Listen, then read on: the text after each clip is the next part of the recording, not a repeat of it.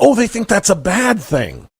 That they're lamenting the fact that the conservative America is being driven in large part by some of the incredible conservative voices that grace the airwaves, from the Dennis Pragers of the world to the Hugh Hewitts to the Mike Gallaghers and the Larry Elders and the Sebastian Gorkas, and yes, you know some of the others for some of the other companies as well. And I consider myself to be a very small part of that in my own little corner of the universe in Cleveland, Ohio.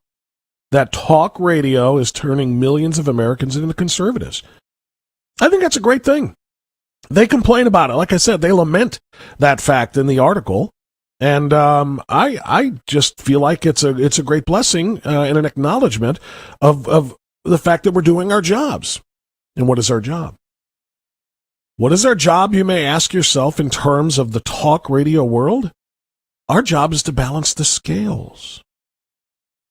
You see, there's an old adage that goes something like, necessity is the mother of all invention.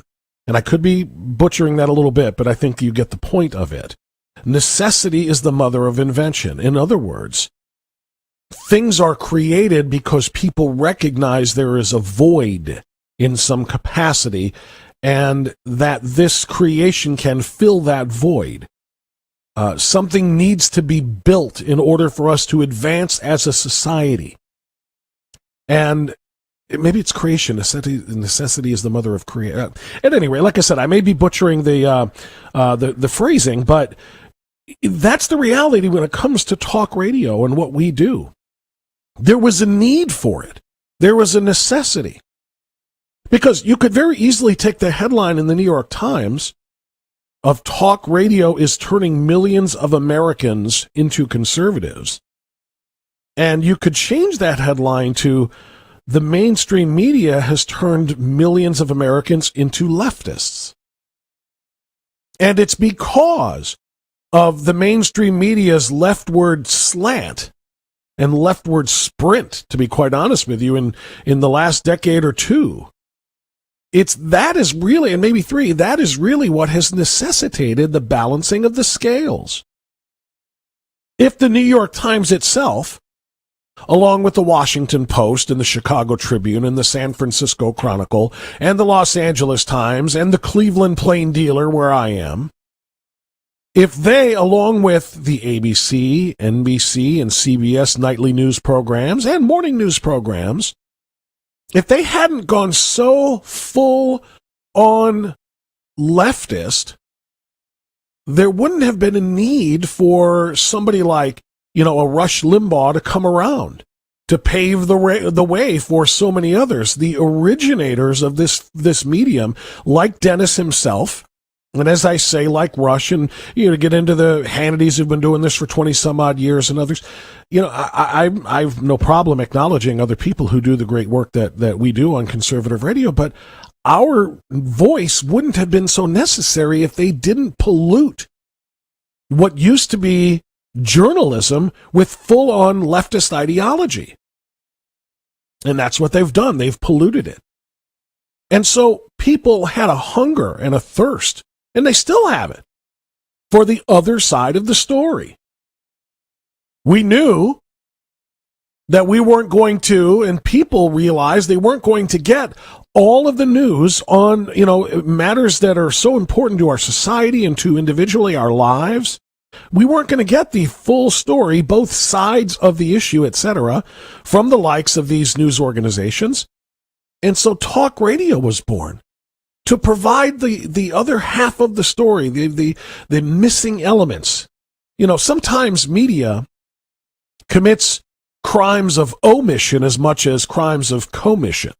In other words, they're not just printing lies, although that is the case in some circumstances. And they're not just broadcasting lies, although that is the case in some circumstances. It's what they're not saying that creates, the propaganda, if you will. It creates the misinformation of the public. They'll only tell you what they want you to know, not everything that you need to know to understand the truth of an issue, a story, a candidate, an election, or what have you. And so here comes talk radio saying, what you read in the New York Times yesterday about this or that? What you saw on the NBC Nightly News about this or that? Well, here's what they didn't tell you. And suddenly it's like, oh. And that's an extraordinary thing to be given the full story, and it changes completely the complexion of the issue. And so people flocked to that. And for 30, going on 40 years now, perhaps, since, people like Dennis kind of started this, and people like Rush and others, I mean, this is what we needed. Necessity is the mother of invention. Again, that's my butchered phrasing. Talk radio is here because people want to know the other side of the story. Because the leftists will shut it down and censor and suppress every bit of the other side that they can. You know where, the latest and greatest example of that is? They can't shut down talk radio. They tried. Oh, they tried, and they will try again if Joe Biden and the Democrats get full power. And I firmly believe that you cannot have one without the other when it comes to Democrat victories. If Joe Biden wins the White House, they will have the turnout necessary in the key states to win the Senate. Add that to their already strong hold on the House, and they will have full-on power. I don't think you can have one without the other. Biden won't win the presidency without them also winning the Senate. Democrats will not win the Senate without also carrying Biden to the presidency. And if they do win, they'll do everything they can to shut down talk radio, to censor it, to use fairness doctrines again, as Clinton once tried to impose, to try to make sure that there is a balance on radio airwaves of liberal and conservative news talk, as if there's a balance on television or in print, which of course there is not. But they can't, since they cannot really suppress talk radio at the moment, they do what they can to suppress conservative voices in the new media. The new media, of course, is the social media, between Twitter and Facebook primarily, and then you can extend that to other forms of social media, to things like, the video sharing platform of YouTube owned by Google. We all know what YouTube has done to Dennis and Prager University and why there are lawsuits right now. But they do everything and anything that they can to suppress conservative voices on social media, to censor, to ban, or to shadow ban conservative voices and points. Anything and everything they can do to undermine or undercut conservative talking points. This is what they do. So, and I'm getting a bit off in a tangent here to start the broadcast, and that's okay, though, because I want people to understand. Talk radio, in this article in the New York Times, which I'll quote more extensively later, talk radio creating millions of conservatives, that's the headline, turning millions of Americans into conservatives, is not the goal of talk radio. Talk radio's goal was just to provide the other side of the story that you will not get from the leftists in the mainstream network news and in the traditional print media. The bottom line is, talk radio just gives the other side. And if that happens to turn people away from liberalism and toward conservatism and fairness, that's just a byproduct. My name is Bob France, in for Dennis Prager. Thanks for being with us here on the Salem Radio Network.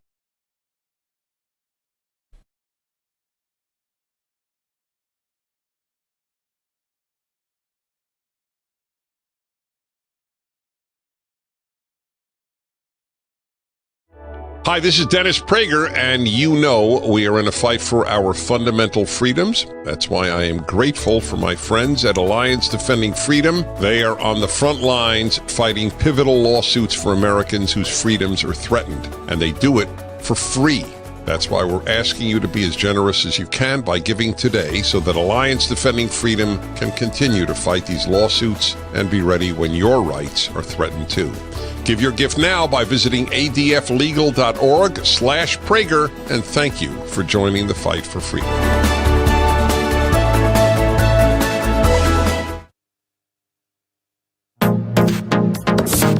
Trending now on The Larry Elder Show. 4-3. I'm interested in hearing your reaction to the debate. It certainly was different, wasn't it? Feisty, entertaining, combative. The president came into the debate as if he were a boxer who had come in sweaty, steamed, ready to go. And that was the problem. I absolutely get why Donald Trump is so pedo. I mean, this is a man who ran for office, was ridiculed at first, demeaned, mocked. He wins. 25% of the Democrat delegation does not show up for his inaugural. Now, this isn't because of Russia-Trump collusion, isn't because of the statements that he made in Charlottesville because he hadn't made them yet. The attempt to invoke the 25th Amendment, that's what prompted President Trump to put on his doctor to show people he wasn't insane.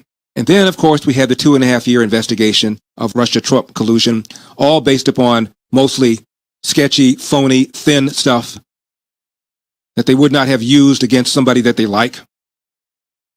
Oh, did I mention he was impeached? All of this happened in 3.5 years. And the man is down just 6 points or so in the latest national poll. It's extraordinary what he's accomplished given the pressure he's been under.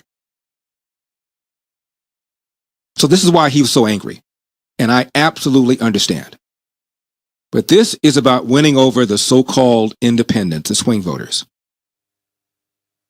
Keep up with what's trending. Subscribe on YouTube today.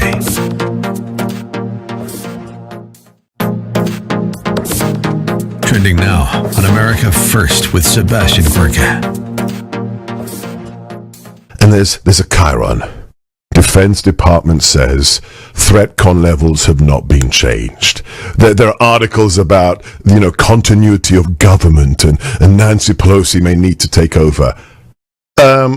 Have we gone crazy with the president's diagnosis, Dan? Well, I think it's over to the president and the administration to calm those fears, whatever they might be. Now, what I can tell you, just from my experience, decades working at the CIA, that our friends, even our friends, but for sure our adversaries, are mounting a full court press. Right. To determine what the president's health is, what are the contingency plans, how are we reacting internally. That's the first thing they're doing. So they're working overtime to try and get intel or to spin this in an informational way, which would be advantageous to inimical capitalism. Am I right? Is that a good way of putting it, Dan? Right, so that's the second thing. First thing is collect the information about what's going on. The second thing is weaponize it with propaganda. And so you'll see our adversaries from North Korea, Iran, for sure, Russia, China, seek to portray this as weakness of our democracy because nothing scares Xi Jinping more than democracy.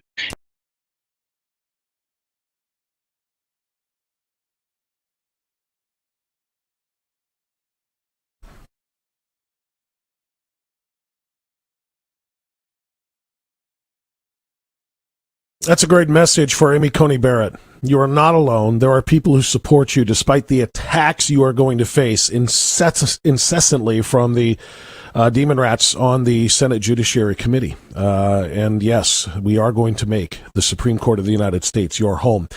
21 minutes after the top of the hour, Bob France sitting in for Dennis Prager live here in Cleveland, Ohio in the ReliefFactor.com studios.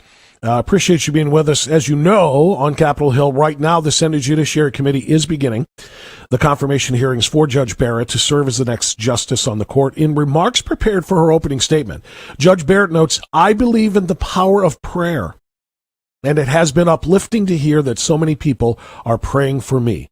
In past Senate hearings, Judge Barrett has had to face serious and scurrilous attacks on her Catholic faith, but she triumphed. Much like Jack Denton triumphed after Alliance Defending Freedom helped defend his rights at Florida State University, simply for sharing, in private, his Catholic beliefs with other Catholic students. A smear campaign was started, and Jack was removed as president of the Student Senate. But as we told you earlier this month, Alliance Defending Freedom filed a lawsuit against the university, and here's the update. On Friday, October 9th, a Florida court ruled that Jack's free speech rights had been violated. and ordered Florida State to pay him as president of the Student Senate while the lawsuit continues. ADF can only fight and win these religious freedom battles with your help. Please go to DennisPrager.com and click on the ADF banner. Your gift of $100 or more defends religious freedom from coast to coast. Just go to DennisPrager.com, or you can call 855-649-2020. That's 855-649-2020 to join Dennis Prager in supporting Alliance Defending Freedom. I want to point something out to you as we get started. First of all, two guests are going to be joining us on the program today in about an hour, a little over an hour from now. We are going to talk with Michael Knowles, who is a wonderful historian and a talk show host, and to me, maybe the most astute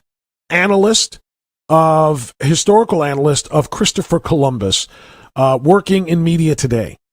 He has done a video for Prager University, a 5-minute fantastic animated video of Prager University of Christopher Columbus's exploits. And today, of course, being Columbus Day, it's perfectly timed. We're going to have Michael on the program to talk about why it is that so many people on the left have sought to demonize Christopher Columbus's exploits. Again, Christopher Columbus, what he did in exploring westward and finding the new world, if you will, was so extraordinarily important that his name adorns schools and cities and towns and streets and so many other things, statues of him everywhere. But in recent years, leftists have decided that what he did was terrible and his sins outweigh his accomplishments.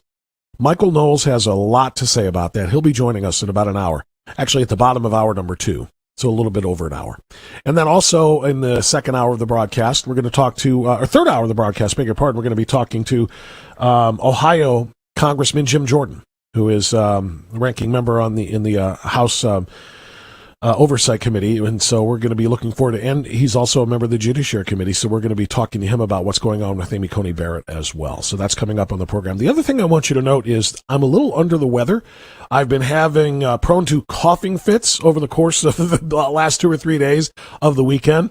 So just so you know, I will not allow dead air to take over the program if I have to turn off my microphone to deal with my little cough. So if you hear something random like, I don't know, President Trump condemning white supremacy as he has done time after time after time. And you had people, and I'm not talking about the neo-Nazis and the white nationalists, because they should be condemned totally.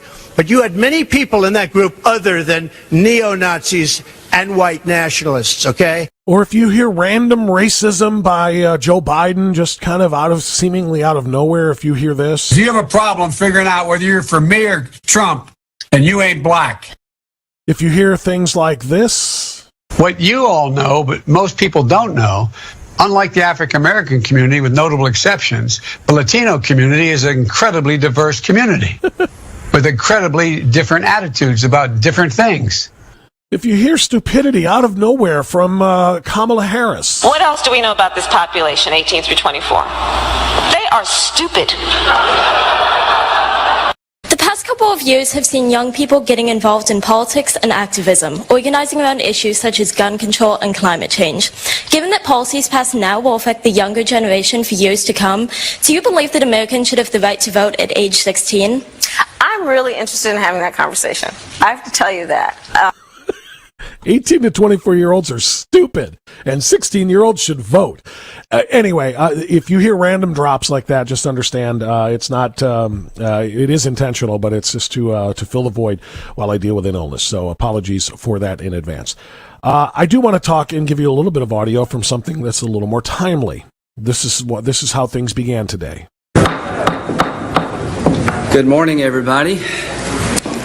Judge Barrett's family, welcome.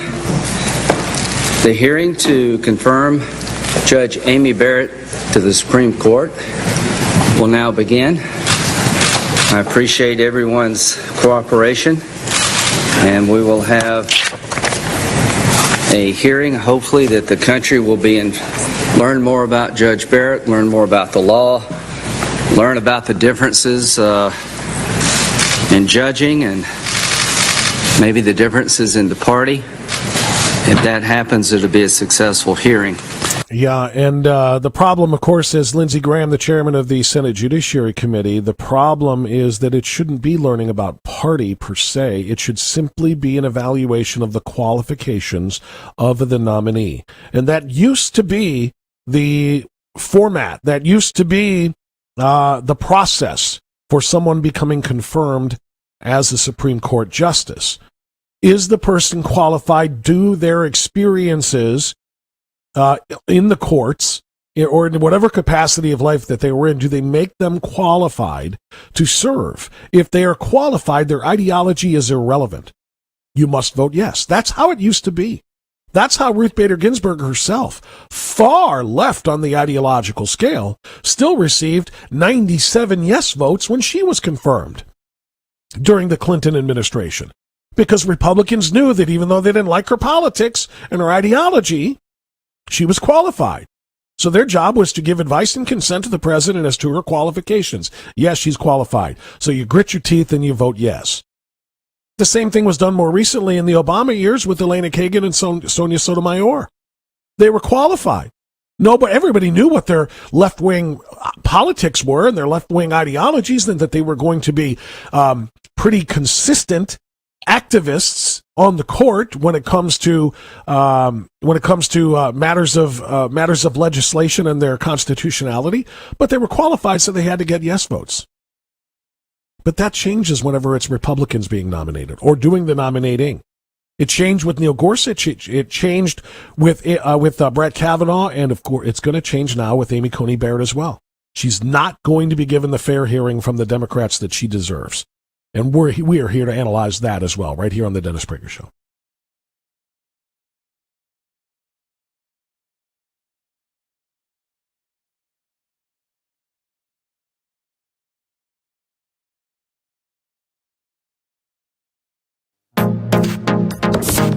Trending now on the Eric Metaxas Show.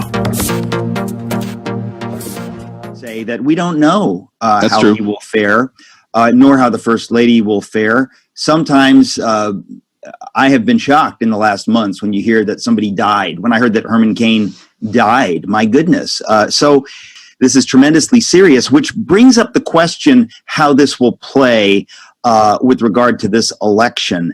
Does it give him sympathy? I think it does. In other words, I think that it humanizes him precisely in the way that his debate performance didn't humanize him. In other words, that was him at his worst, what people who don't like him or who don't know what they think of him, that didn't help him. I think this helps him. It humanizes him.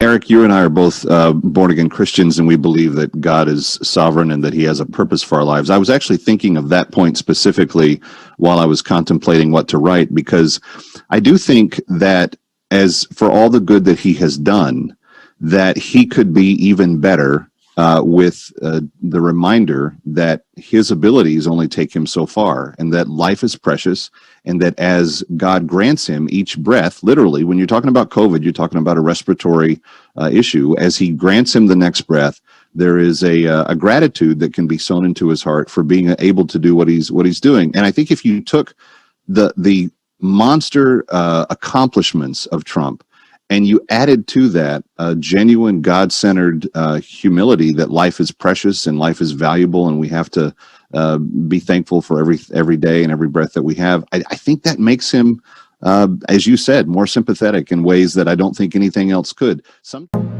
Keep up with what's trending. Subscribe on YouTube today.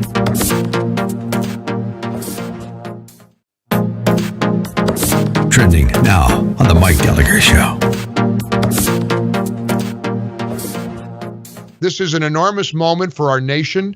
I will say I've been kind of lifted up a little bit by seeing some of the president's fiercest political opponents wish him Godspeed and recovery from this. What's your perspective as somebody who knows the president, as somebody who's been with the president many times?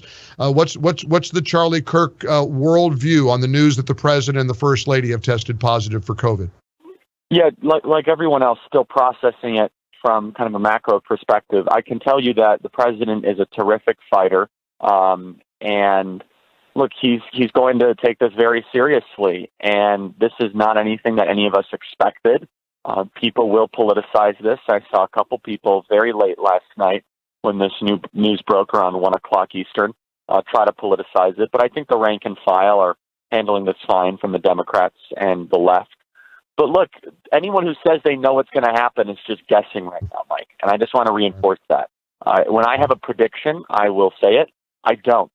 There are about 500 different variables at play here of how this will impact the Supreme Court fight, how this will impact the presidential election, and how this will impact the inner workings of the White House. So at this point, I can take a good guess, but this is something that has so many different causes and effects beyond, I think, what a lot of us in kind of the political prediction business can even try to chart. And some people are going on TV and they say, well, this is going to help and this is going to hurt. No one knows. That's just a blind guess. And people should just say that, because when you start going on TV doing that, I think you have a responsibility to the audience.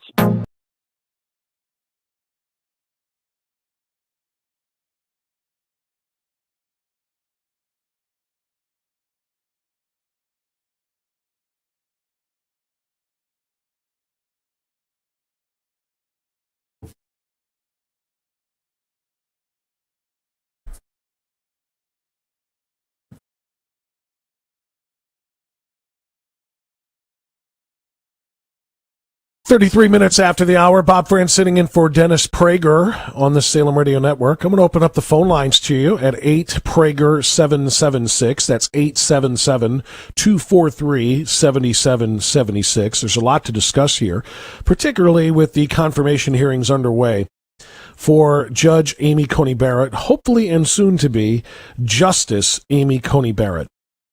And the confirmation of Amy Coney Barrett, I think, is really only a matter of time.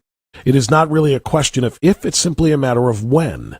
Then the question becomes, what will the liberal Democrats who are outraged over this appointment of an extraordinarily well-qualified female judge to replace Ruth Bader Ginsburg, what will they do in retaliation? Chuck Schumer has declared that they'll do anything and everything that they have to. Nothing will be off the table if they should win the Senate in this upcoming election. The question is would a President Joe Biden go along with everything that is on the table, including court packing? Now, we know that he has refused to answer the question for weeks, despite liberal Democrats' proclamations that they will pack the court in order to offset the majority being given now by the confirmation of Amy Coney Barrett. This was his latest refusal. Grabian, the multimedia marketplace. Well, that wasn't supposed to happen. Sorry about that. Sir, I've got to ask you about packing the courts. And I know that you said yesterday you aren't going to answer the question until after the election. But this is the number one thing that I've been asked about. Sorry about that. A little technical glitch here. I want to restart that clip for you from the beginning so that you can hear the question and Joe Biden's, quite frankly, disqualifying answer to the question. Listen again. Sir, I've got to ask you about packing the courts. And I know that you said yesterday you aren't going to answer the question until after the election. But this is the number one thing that I've been asked about from viewers in the past couple of days. Well, you've been asked by the viewers who are probably Republicans who don't want me continuing to talk about what they're doing to the court right now. Well, sir, don't the voters deserve to know? No, they don't. I'm not going to play his game. I'm going to stop that there so that you can hear that part again. This is the disqualifying remark I was referring to. Talk about what they're doing to the court right now. Well, sir, don't the voters deserve to know? No, they don't. I'm not going to. No, they don't deserve to know. Well, sir, don't the voters deserve to know? No, they don't. I'm not going to. Mr. Vice President, don't the voters deserve to know what you will do if you become president? No, they don't deserve to know. They need to choose me and elect me president, then I'll tell them what I will do. That is just without question a disqualifying remark. The voters don't deserve to know. If he can say that about court packing, which would have such a profound impact on government and our society as a whole for generations to come, If he can just say, I'll tell you after you elect me, of course it is reminiscent of Nancy Pelosi when it came to the 2,700 page long Obamacare bill. Yeah, we have to pass it to see what's in it. Very reminiscent of that. Yeah, you have to elect me, then I'll tell you what I'll do. If he can do that with this extraordinarily important matter, I mean, why not other things? Hey, Mr. Biden, how do you feel about national security? I'll tell you after you elect me. Mr. Biden, what is your plan for border security? Well, you know what? You don't deserve to know that now. I'll tell you after you elect me. Mr. Biden, what is your stand on taxes? Mr. Biden, you've given a couple of different points of view on fracking. What is your real plan? You know what? You don't deserve to know that. I'll tell you after you elect me. Think about that. Have you ever heard such an absurdity from a presidential candidate in your life? And this man wants your votes. Well, sir, don't the voters deserve to know? No, they don't. I'm not going to play his game. He'd love me to talk about, and I've already said something on court packing. He'd love that. What does that mean? What does that mean? I've already said something on court packing. What does that mean? The only thing you've said about court packing is you're not answering the question. How does he say, I've already said something on court packing? No, you haven't. All you've said is, I'm not going to answer the question. And I've already said something on court packing. He'd love that to be the discussion instead of what he's doing now. He's about to make a pick in the middle of an election. First time it's ever been done. First time in history it's ever been done. It is absolutely not the first time it has ever been done. 19 other times, as Lindsey Graham explained this morning in the opening of the Amy Coney Barrett hearings. But Joe Biden literally just disqualified himself by saying you don't deserve to know what he'll do until you elect him. Much more coming. Bob France in for Dennis Prager.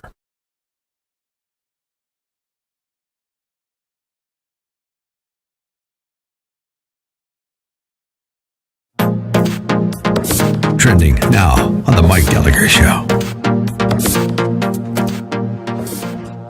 I went to I was a private citizen, not a member of the broadcast community. I went as a private citizen because the press was closed off at a special event yesterday in Bedminster, New Jersey, where Trump National is, where the president dropped by to just give greetings to close friends in the area, because this is his neighborhood, as it were. He came from New York, lives in Florida now, but he comes to New Jersey, and it's only about 20 minutes from my house in kind of about an hour southwest of New York City. Beautiful, bucolic area of New Jersey. So they said, Joe, would you drop by, say hi, shake some hands? I said, I'd be more than happy to, because I really believe this election, we're in the fight of our life.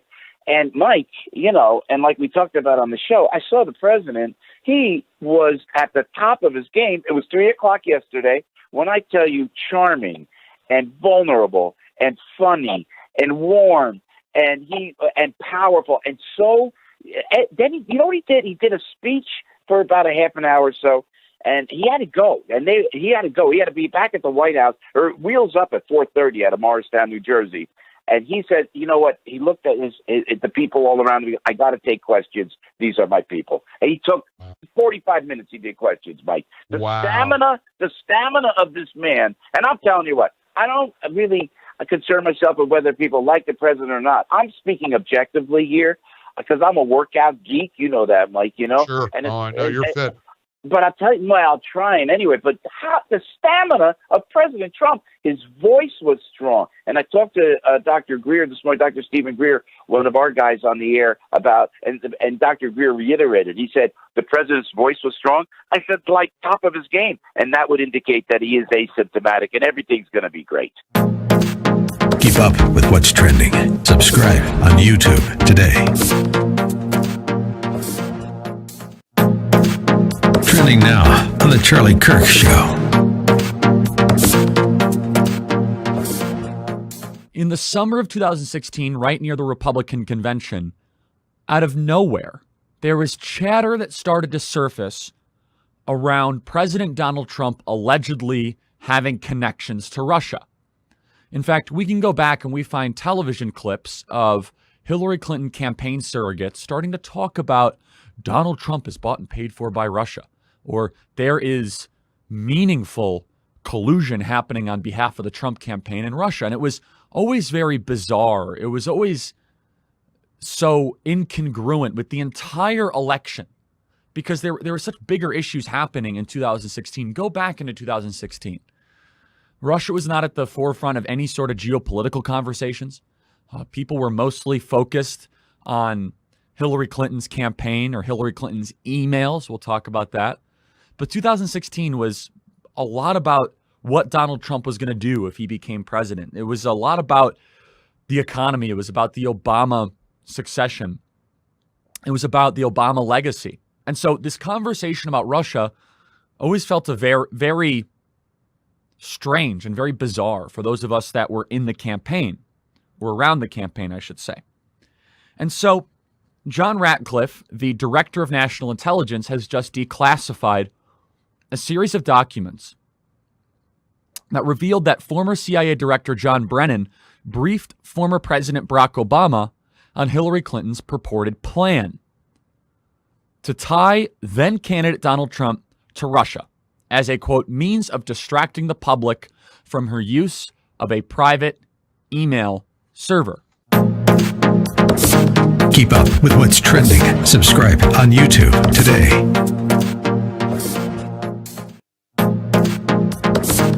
Trending now on the Eric Metaxas Show. I want to go back to Pence. I was really genuine. Prager, thanks so much for being with us. I come to you live from Cleveland, Ohio, the ReliefFactor.com studios. And the most important election of our lifetimes is just about 3 weeks away. And Dinesh D'Souza's new film, Trump Card, explains why it is so important, whether it's the creeping socialism of a Joe Biden or the overt socialism of Bernie Sanders. This film reveals what's unique about modern socialism, who's behind it, why it's so evil, and how we can work with President Trump to stop it. Watch this film today at salemnow.com before it is released to the public. Do not miss this important new film by Dinesh D'Souza. It's at salemnow.com, and watch Trump Card today before it's released. If you're looking for a DVD, you won't find it on Amazon.com because they're, quote, out of stock.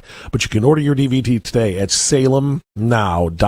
The Trump Card movie is an extraordinarily important one. So I just played for you a little clip of Joe Biden refusing to answer the question about court packing.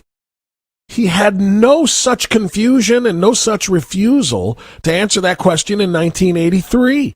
In 1983, Senator Joe Biden made it very clear what most of us know still today. President Roosevelt clearly had the right to send to the United States Senate and the United States Congress a proposal to pack the court. It was totally within his right to do that. He violated no law. He was legalistically absolutely correct, but it was a bonehead idea. It was a terrible, terrible mistake to make, and it put in question, for an entire decade, the independence of the most significant body, including the Congress, in my view, the most significant body in this country, the Supreme Court of the United States of America. The president had the right to do that. He was totally within his power, and his objective was seen clearly. The president had the right to do that. It was totally within his power, but to do that was a bonehead decision. The wrong move. It put into question for a decade the independence of the most important body in government, including the Congress, and that would be the Supreme Court of the United States. What has changed nearly 40 years later? Joe Biden? And the answer is, of course, he has. It's no less of a bonehead idea in 2020 than it was in 1983, but Joe Biden needs something. Because Joe Biden knows that everything that the President of the United States is doing right now, and that the Senate is doing, the Senate Judiciary Committee undertaking today's hearings to confirm Amy Coney Barrett, are not only 100% constitutional, they're also obligatory. These steps must be taken.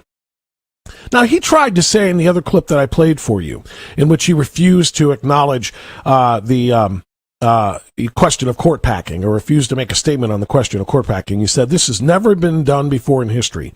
Well, the chairman of the Judiciary Committee, Lindsey Graham, wanted to make that very clear today, that no, this is in fact just the opposite. History proves that when the president and the Senate majority are from the same party, in the event of a vacancy during an election year, this is exactly what has been done and should continue to be done.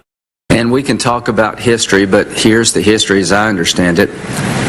There's never been a situation where you had a president of one party and the Senate of another, where the nominee, the replacement, was made in an election year. It's been over 140 years ago. I think there have been 19 vacancies filled in an election year. 17 of the 19 were confirmed to the court when the party of the president and the Senate were the same. In terms of timing, the hearing is starting 16 days after a nomination. More than half of all Supreme Court hearings have been held within 16 days of the announcement of the nominee. Stevens 10, Rehnquist 13, Powell 13, Blackmun 15, Berger 13. So Lindsey Graham made it very, very clear in his opening of the confirmation hearings in the Senate Judiciary Committee today that this is absolutely appropriate and in keeping with American tradition. We have, of course, his first part of that response or that remark was in reference to the Merrick Garland situation 4 years ago, when Merrick Garland was put up by Barack Obama in the election year of 2016 after the untimely death of Antonin Scalia. And of course, the Senate, led by Mitch McConnell, said, no, we're not going to be taking that up because, again, that had not been done in 140 years, where the president is of one party and the Senate majority is of the other party, and a nomination was made. It just isn't done. But when the parties are the same, president and Senate majority, 19 times vacancies have occurred. 19 times in an election year. And 19 times nominations were made. And 17 of those times a confirmation was made. More from Lindsey Graham. So the bottom line is, I think it's important. This is a lifetime appointment.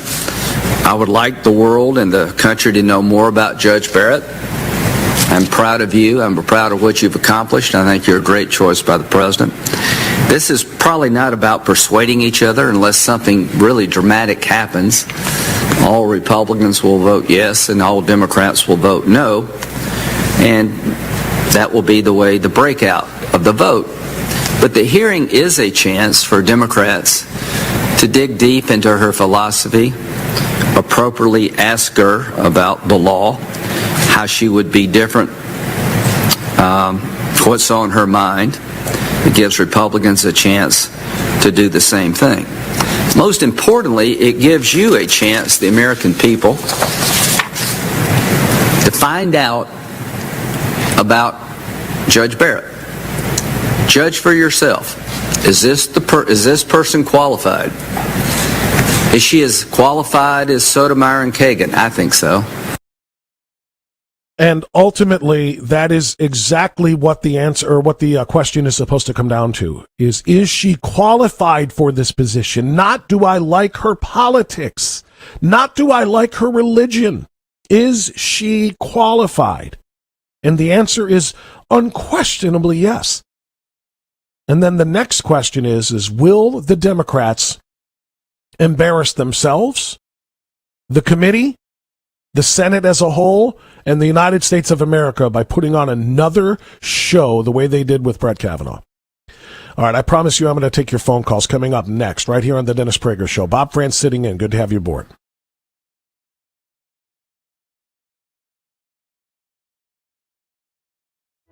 Hi, this is Dennis Prager, and you know we are in a fight for our fundamental freedoms. That's why I am grateful for my friends at Alliance Defending Freedom. They are on the front lines fighting pivotal lawsuits for Americans whose freedoms are threatened, and they do it for free.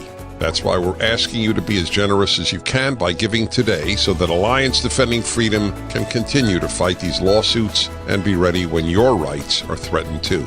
Give your gift now by visiting adflegal.org/Prager, and thank you for joining the fight for freedom.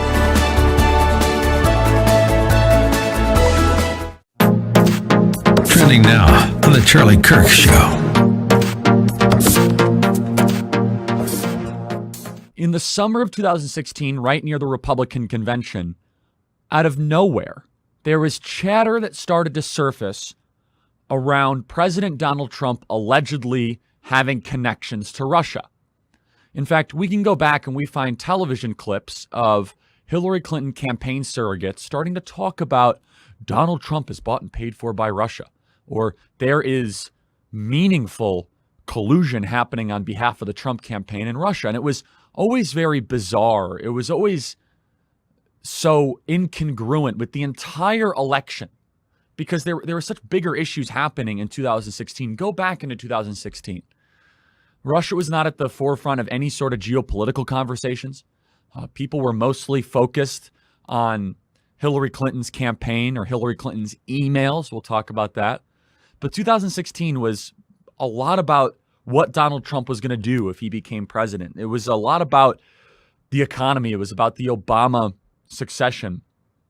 It was about the Obama legacy. And so this conversation about Russia always felt a very, very strange and very bizarre for those of us that were in the campaign, or around the campaign, I should say.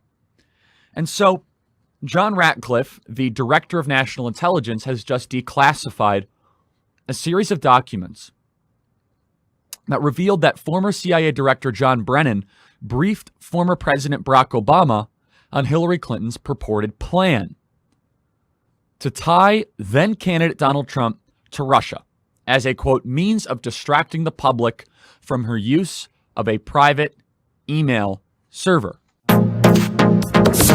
Keep up with what's trending. Subscribe on YouTube today.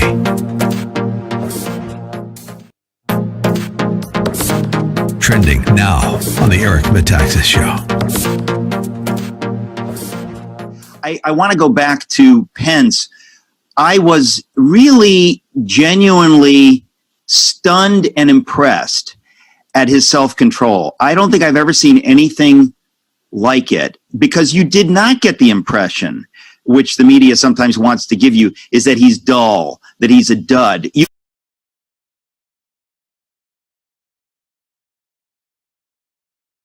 Sitting in for Dennis Prager. Hope you're having an outstanding day. The confirmation hearings for Amy Coney Barrett are underway. We're going to talk a lot more about that in the next hour. Also, at the bottom of the next hour, if you missed this little promotion, we're going to talk to Michael Knowles at around 30 minutes past.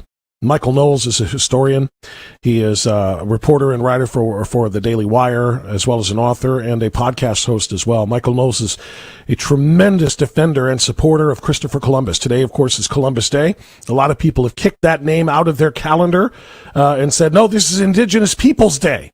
And they want Christopher Columbus erased from the annals of American and world history. Michael Knowles is having none of that. He's going to explain more coming up at the bottom of the next hour. All right, let's take a few phone calls now. We're going to go to Jacksonville, Florida first, and that's where it's Ezra, I believe. Ezra, you are on the Dennis Prager Show. Bob France sitting in. Go right ahead. Good afternoon, Bob. This first item in your opening monologue about the importance of talk radio defeating the, I call, truth embargo imposed by the mainstream media links directly to something I haven't heard anybody talk about. What's that? It seems to me that the left has this tremendous urgency to promote early voting because they fear that swing voters will learn the truth about things such as the declassified memos that show the coup conspiracy. I'm sorry, Ezra, I didn't quite follow your point there. Could you say that again?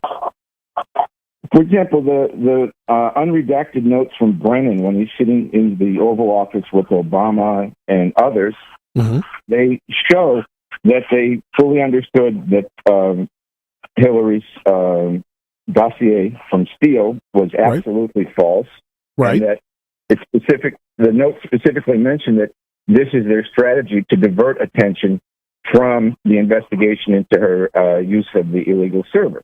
Right. All of that is accurate. Some clever person on the left must have realized, hey, these swing voters might just find out about that, notwithstanding the failure of the mainstream media to cover it. So let's get them to vote before they can hear about it. Oh, so you're suggesting the reason that they are promoting early voting is so that some of this devastating information is not presented in time, that they will have already cast their vote before they find that out. Yes, sir. One of many reasons. But it is devastating for somebody that cares about truth and governance. How can they possibly vote for a man that was sitting in the office when this coup was being formulated?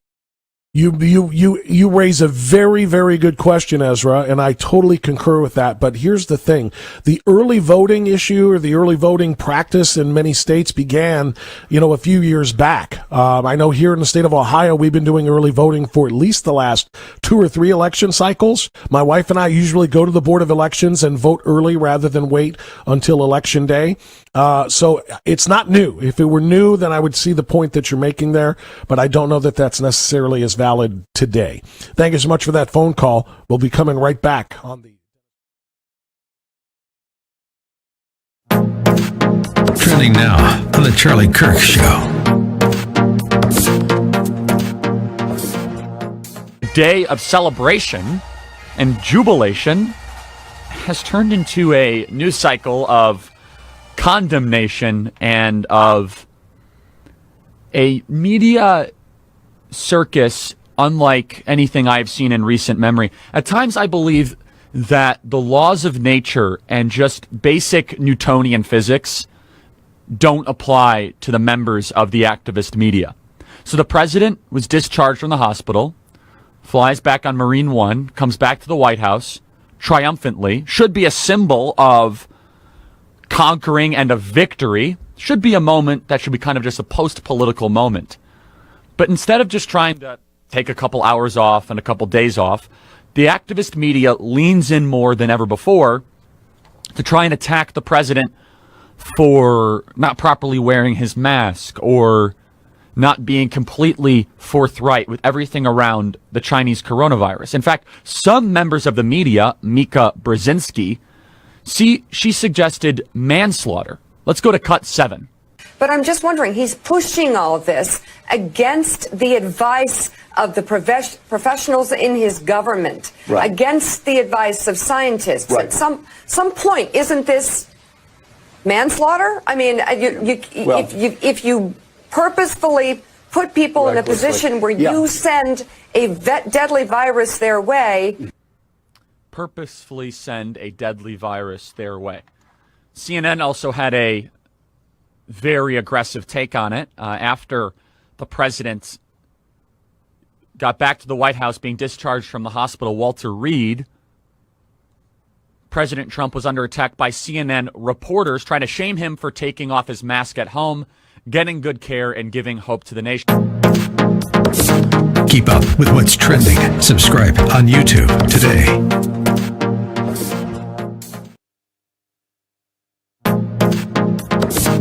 Trending now on the Eric Metaxas Show.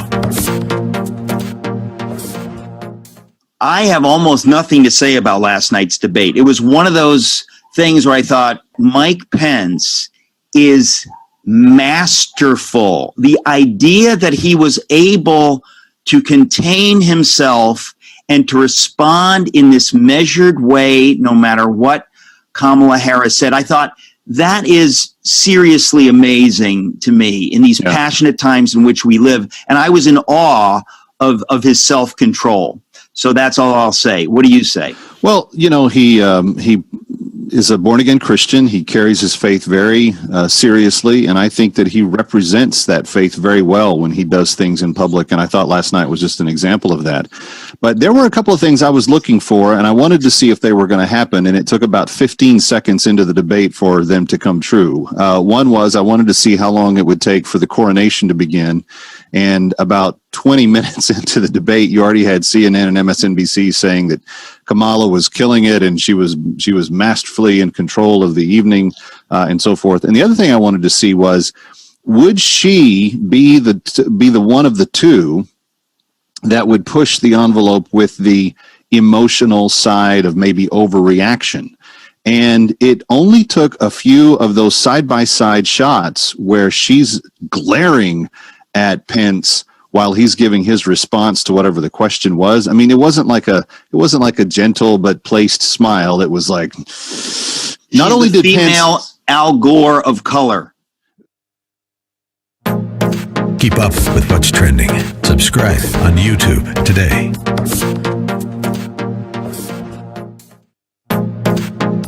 Trending now on The Hugh Hewitt Show. Who do you think won? I am most happy that Mike Pence got a chance to address the abysmal and offensive lie about what the president said about the horrific events in Charlottesville years ago. Let's begin with cut 17. On the issue of Charlottesville, where people were peacefully protesting the need for racial justice, where a young woman was killed, and on the other side there were neo-Nazis carrying tiki torches, shouting racial epithets, anti-Semitic slurs, and Donald Trump, when asked about it, said there were fine people on both sides. You know, I think this is one of the things that makes people dislike the media so much in this country, Susan, is that you selectively edit, just like Senator Harris did, comments that President Trump and I and others on our side of the aisle make. I mean, Senator Harris conveniently omitted, after the president made comments about people on either side of the debate over monuments, he condemned the KKK, neo-Nazis, and white supremacists, and has done so repeatedly. You're concerned that he doesn't condemn neo-Nazis. President Trump has Jewish grandchildren.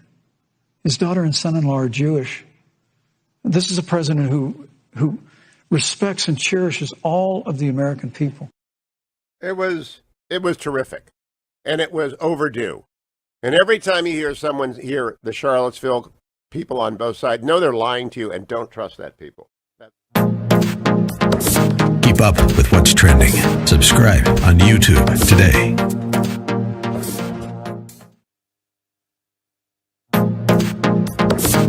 Trending now on the Eric Metaxas Show. But last night, I'm going into it. I've known Mike Pence for 30 years. I knew he was going to be the polished gentleman that he always is, a consistent Christian, very capable of keeping his testimony intact when he's in front of people. And I was waiting to see if the Kamala from about the third or fourth primary debate, remember where she was just like hacking at Joe Biden and she was just out of control. We didn't get that Kamala Harris last night, but the one we did get was someone who still obviously gets very angry about things and can't keep that from expressing it on her face. And all you had to do was read some of the Twitter activity during the debate. Megyn Kelly calling her out on, she's like, even if you feel it, don't wear it on your face, lady. I try to filter out my own biases. I try to be aware of my own biases. And I'm thinking, do I not like her just because I don't like her positions? Do I not like her? But there does seem to be something cloying and annoying.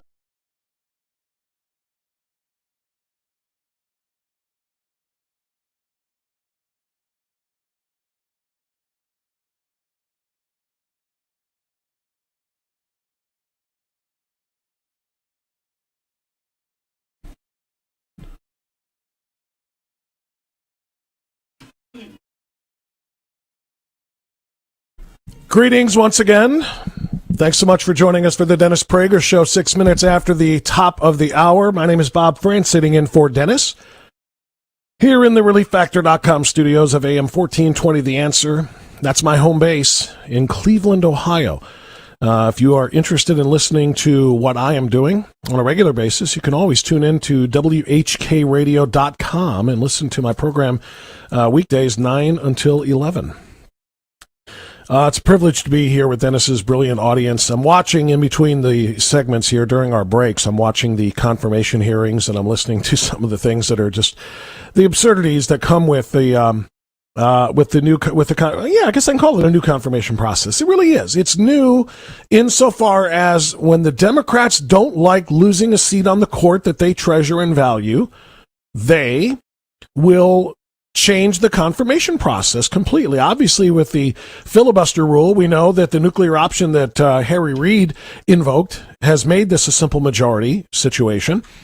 But also just the idea of advice and consent. It's supposed to be determined the qualifications and experience of the nominee, in this case, Amy Coney Barrett, and instead we are going to evaluate her personal life, her faith, her family, and yes, we are going to evaluate her political ideology rather than just her qualifications. And this is what they've done.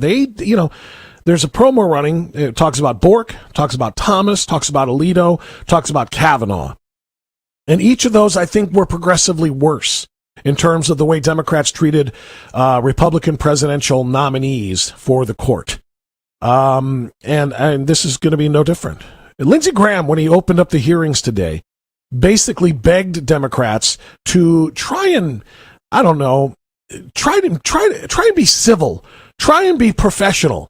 Even though you don't like the idea that this president gets to name his third Supreme Court nominee and that he's going to be able to put his third pick on the 9-member court, even if you don't like it, you don't have to turn this into something that is uncivil. You don't have to recreate what you did to Brett Kavanaugh. This was Lindsey Graham's plea today. We've taken a different path at times. Bork, Thomas, Alito, Kavanaugh. I hope we don't take that path with Judge Barrett. She doesn't deserve that. I don't think it makes this hearing any better. And the American people, I believe, would not deserve a repeat of those episodes in the Senate Judiciary Committee's history. The Judiciary Chairman also delivered a message in his opening remarks to his Democrat colleagues. To my Democratic colleagues, I respect you all. We've done some things together, and we've had some fights in this committee. I've tried to give you the time you need to make your case, and you have every right in the world to make your case. I think I know how the vote's going to come out, but I think Judge Barrett is required for the good of the nation to submit to your questions and ours. This is going to be a long, contentious week. I would just ask one thing of the committee. To the extent possible, let's make it respectful. Let's make it challenging. Let's remember the world is watching. And that's important, by the way, that last part. The world is watching. Chuck Grassley was a little bit more gruff. He was a little bit more challenging of the Democrats because he has seen them carry out their playbook to the letter enough times to know what they are going to do. It doesn't matter if it's Amy Coney Barrett or any other appointee or nominee. If it's from a Republican president, they are going to obstruct. To sum up, Judge Barrett's qualifications and character are impeccable. Unfortunately, I expect the minority will try to ruzzle up baseless claims and scare tactics as they've done for decades. Anything to derail the confirmation of a Republican nominee. And that is exactly correct. There's just no, there's no sugarcoating that. The Democrats will do anything and everything that they have to stop a Republican appointee. Democrats and their leftist allies have also shown that there is no low that they won't stoop to in their crusade to tarnish a nominee.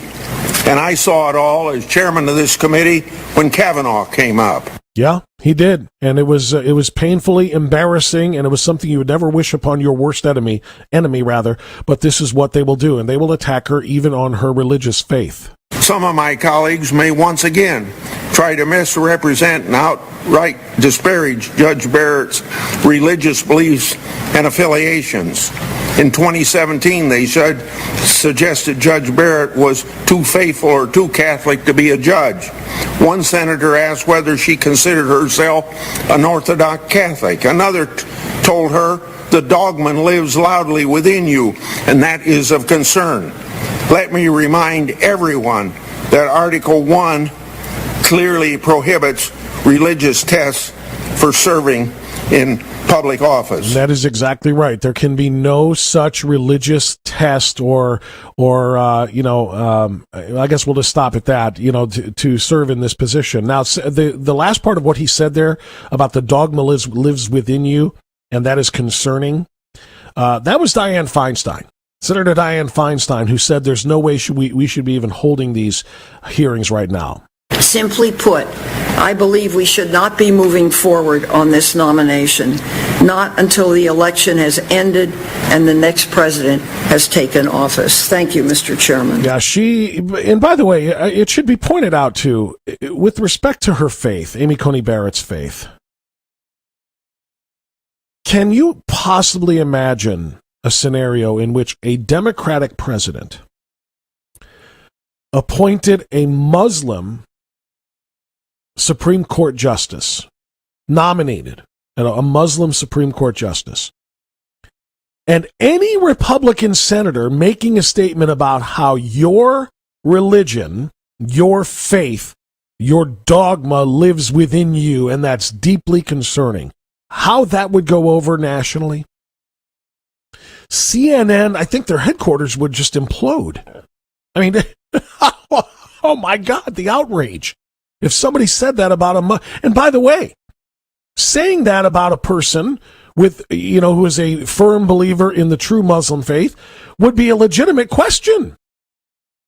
Because the Islamic faith, at least as it's written in the Quran, is completely incompatible with the United States Constitution. But if somebody were to point that out on the Republican side, the left would go ballistic, or bananas. They would go crazy. But to say that about a Catholic like Amy Coney Barrett is just it's legitimate. It's a good question. Is she too faithful? Does she let her church guide her decision making on the bench? It's simply unconscionable. All right, phone lines are open at 8 Prager 776. That's 877-243-7776. I want to go to Albany, New York, and say greetings to Tom. You're on the Dennis Prager Show, Tom. This is Bob France sitting in. Go right ahead. Hey, how you doing? Thanks for having me. I'm good, sir. That's the 2016 with the Russians and the investigation into Trump. They claim at the end, they always claim that there's nothing relevant there. That it's all irrelevant at the end. They didn't know the intent. Well, the intent was over $20 million in 3 years.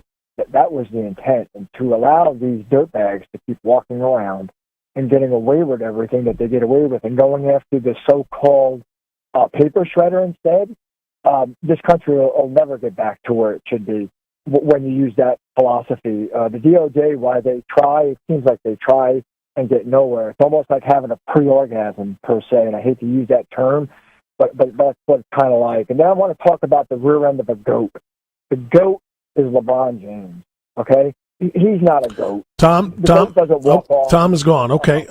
Thank you for the phone call. I will address the first part of what Tom just said about the Russian hoax. And okay. All right. So then we're going to move forward there. I couldn't quite make out the rest of what Tom was going to say anyway. So, okay. I will say this then, though, regardless of what the caller's point of view was on this. This is something that is not acceptable. I ranted about this on my program, my local program in Cleveland, Ohio, on Friday, when word came down that the Durham report, the results of the Durham investigation, would not be made public before the election.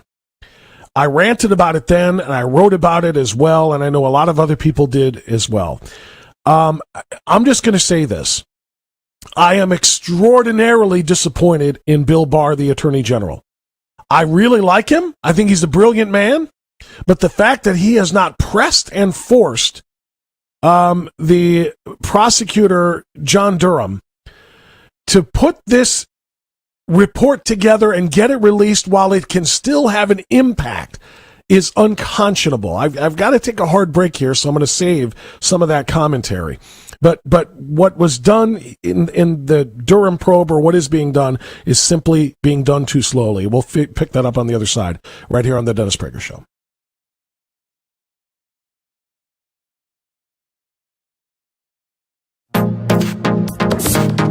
Trending now on America First with Sebastian Gorka. And let me ask you the obvious question. Maybe I'm naive. Why would any party wish to pack the Supreme Court? What would their objective be, Andy? Well, obviously, it's the same objective that FDR had when he was slapped down by his own party trying to do it back in the New Deal days, and that is in order to convert the tribunal from its last vestige as a judicial institution into a super legislature that basically imposes the political will of the party that packed it. So obviously it's completely political, and it would really destroy our system, Seb, because the framers constructed a system of sort of competitive institutions. So our liberty depends on no one actor getting an accumulation of too much power. Right. And part of that is making the Supreme Court a judicial, apolitical institution. That's why it's insulated from the electoral process. If you turn it into a political institution and it's just a proxy of Congress, that throws the whole system at a whack, and you have nothing left to protect minority rights, which I would think would be of interest not only to people on the right, but to people on the left, because, two can play this game and it never has a happy end. Yeah, checks and balances would be over. Follow him right now, Andrew C. McCarthy on Twitter. Keep up with what's trending. Subscribe on YouTube today.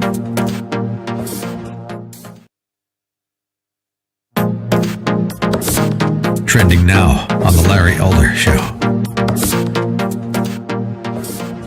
It up. Only a tiny fraction of demonstrations have had any violence at all.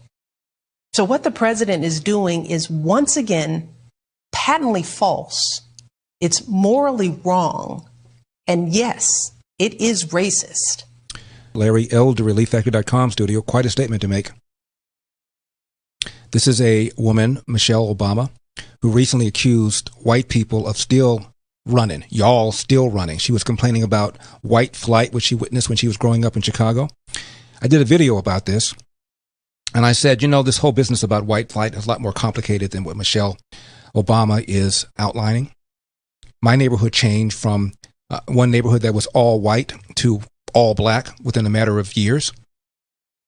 And I'm not saying that a lot of people did not leave the neighborhood because of racism, because of fear of black people. But there were a whole lot of people who stayed in the neighborhood for a while, and then they realized a lot of their sons and daughters were being picked on and bullied by a lot of these black kids living in the neighborhood. There was even black flight as well.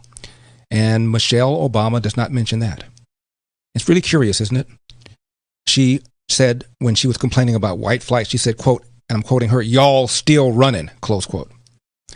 Again, fascinating how people like Oprah Winfrey can just insult white people, call them bigots, and then they still say that she's respectable and we just love them. We just love her. And y'all still running. Really? Keep up with what's trending. Subscribe on YouTube today. Trending now on The Hugh Hewitt Show.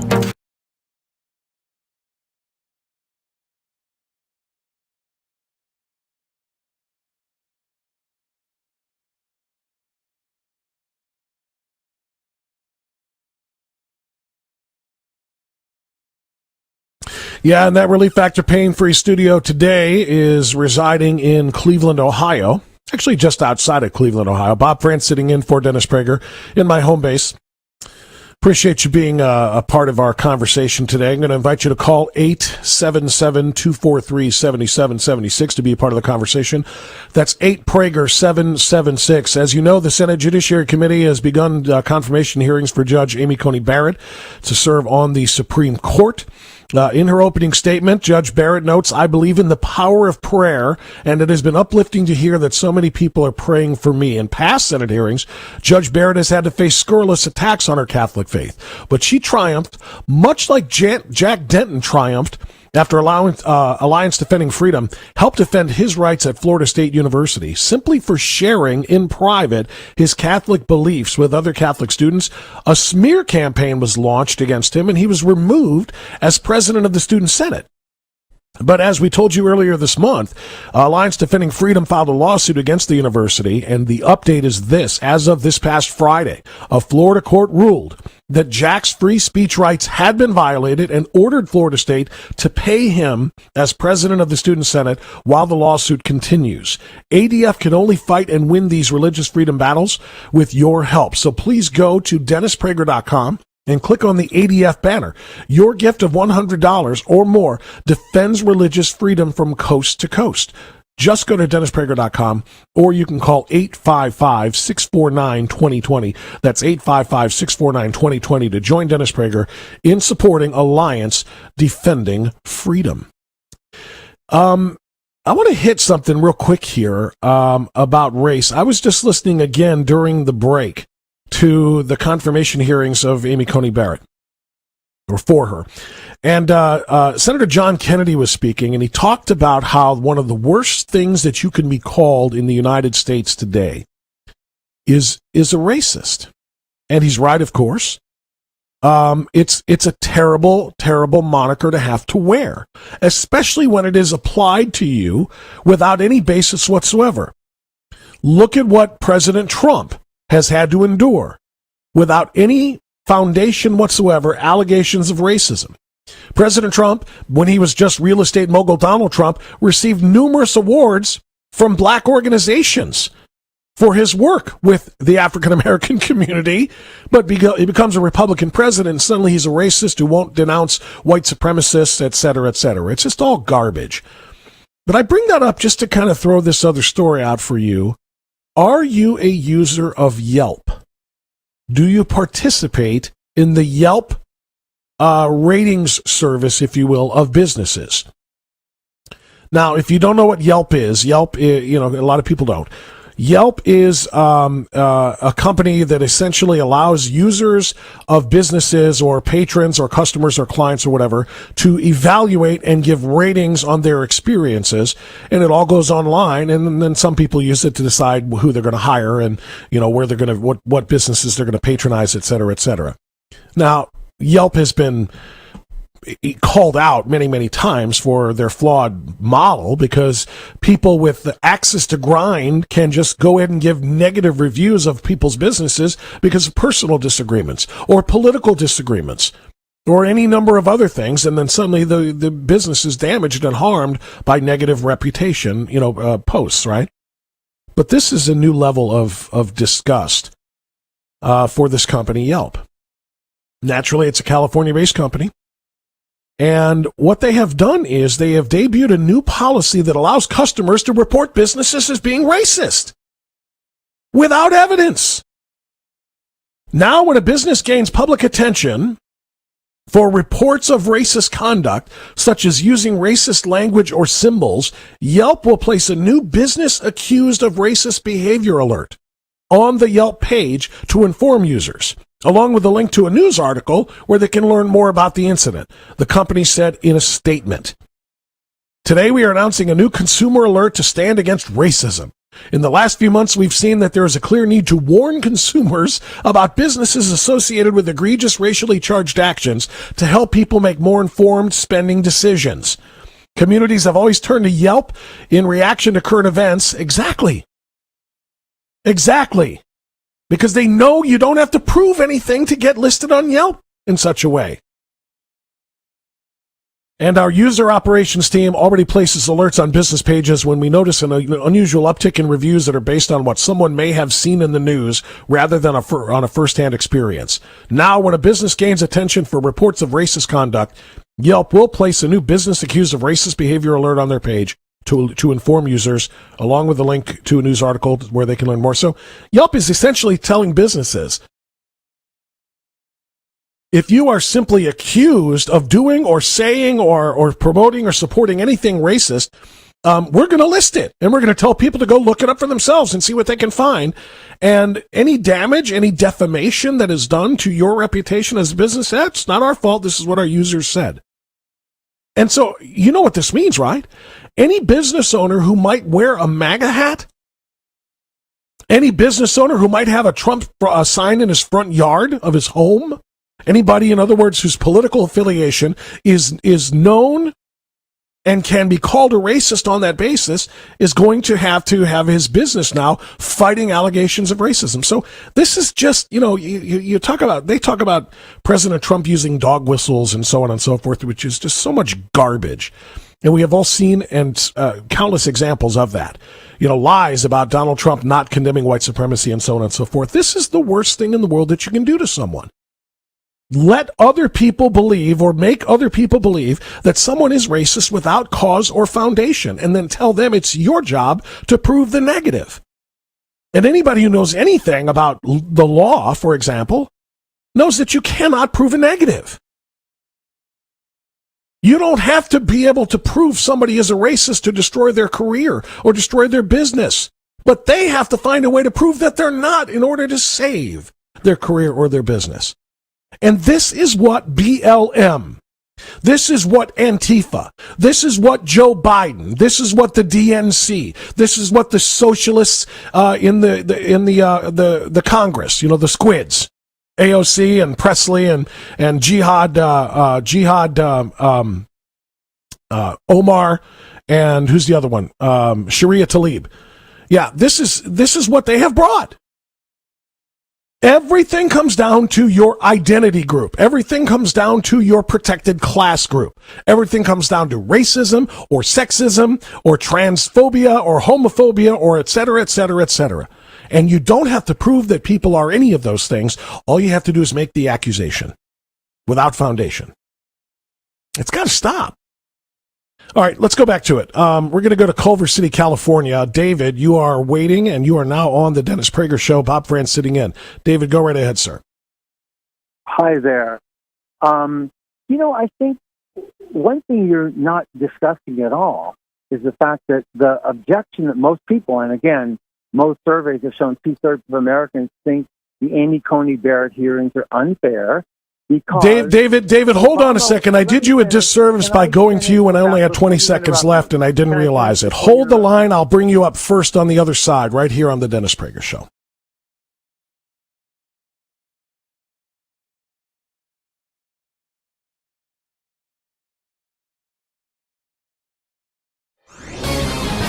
This is Owen Strand for townhall.com. If you're on a college campus today or have a child on campus, there's a solid chance you'll hear this. All white people are racist. You might hear this too. America is founded on white supremacy. These two sentences are not mere overheated emotion. They express an ideology called critical race theory, or CRT, which argues that race is a social construct made by white people. Just as race was once used to enslave and terrorize, so it is used today to keep America unequal, unfair, and hostile to minorities. The Trump administration just took symbolic and courageous action against CRT. It issued a memo to federal agencies calling for the end of the government's CRT racial sensitivity trainings, terming them divisive anti-American propaganda. Does America have real issues in its past? Yes. Have we made real progress that we must guard carefully? Also yes. The White House has led well here. I'm Owen Strand. The Pepperdine Graduate School of Public Policy, impacting policy decisions today, preparing public leaders for tomorrow. Trending now on the Hugh Hewitt Show. I know you don't do politics, but on the vice presidential debate on Tuesday night, Kamala Harris spoke wistfully of the Iran deal. Joe Biden wants to get back into it. It's as though the left wing in this country does not understand Iran. Do the people in Greece understand their threat to the east and the south of them? Do Americans not get what the Greeks get about Iran? No, I actually think most Americans get the threat from the Islamic Republic of Iran. It may be that certain American leaders don't understand it. No, the Greeks get it. I traveled on that same trip to Italy. The Europeans get it. Everyone understands the challenge. There's different approaches that different countries will take from time to time, but no one disputes they are the largest state sponsor of terror in the world. They continue to work to build out their capacity to have enriched material, and that they foment trouble wherever they go. No, I think the entire world understands this challenge. We put additional sanctions on them yesterday, significant new sanctions that are on their major financial institutions of Iran. We will continue to pressure the regime to change its behavior. Now, I think the Greeks get it. I think people throughout the Middle East get it. Certainly all the Gulf states understand the instability that Iran creates there.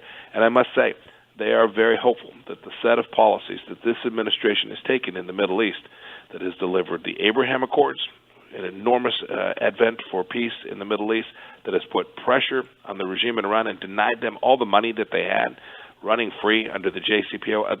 The Gulf states understand that this is a policy, and Israel understands that this is a policy that needs to continue. Keep up with what's trending. Subscribe on YouTube today. Trending now on America First with Sebastian Gorka. And let me ask you the obvious question. Maybe I'm naive. Why would any party wish to pack the Supreme Court? What would their objective be, Andy? Well, obviously, it's the same objective that FDR had when he was slapped down by his own party trying to do it back in the New Deal days, and that is in order to convert the tribunal from its last vestige as a judicial institution into a super legislature that basically imposes the political will of the party that packed it.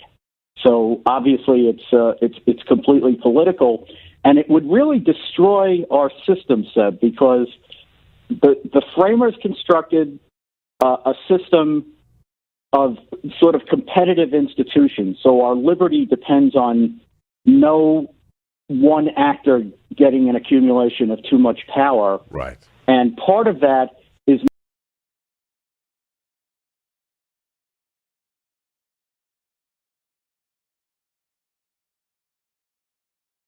the ReliefFactor.com studios of AM 1420, The Answer here in Cleveland, Ohio. We'll get back to the phone calls, including David from Culver City, because I do want to talk to him. I know what he's talking about with the Amy Coney Barrett confirmation, but we have a great opportunity here to learn a little bit more about a holiday that fewer and fewer Americans seem to be interested in celebrating the way we once did. And that, of course, is today, Columbus Day.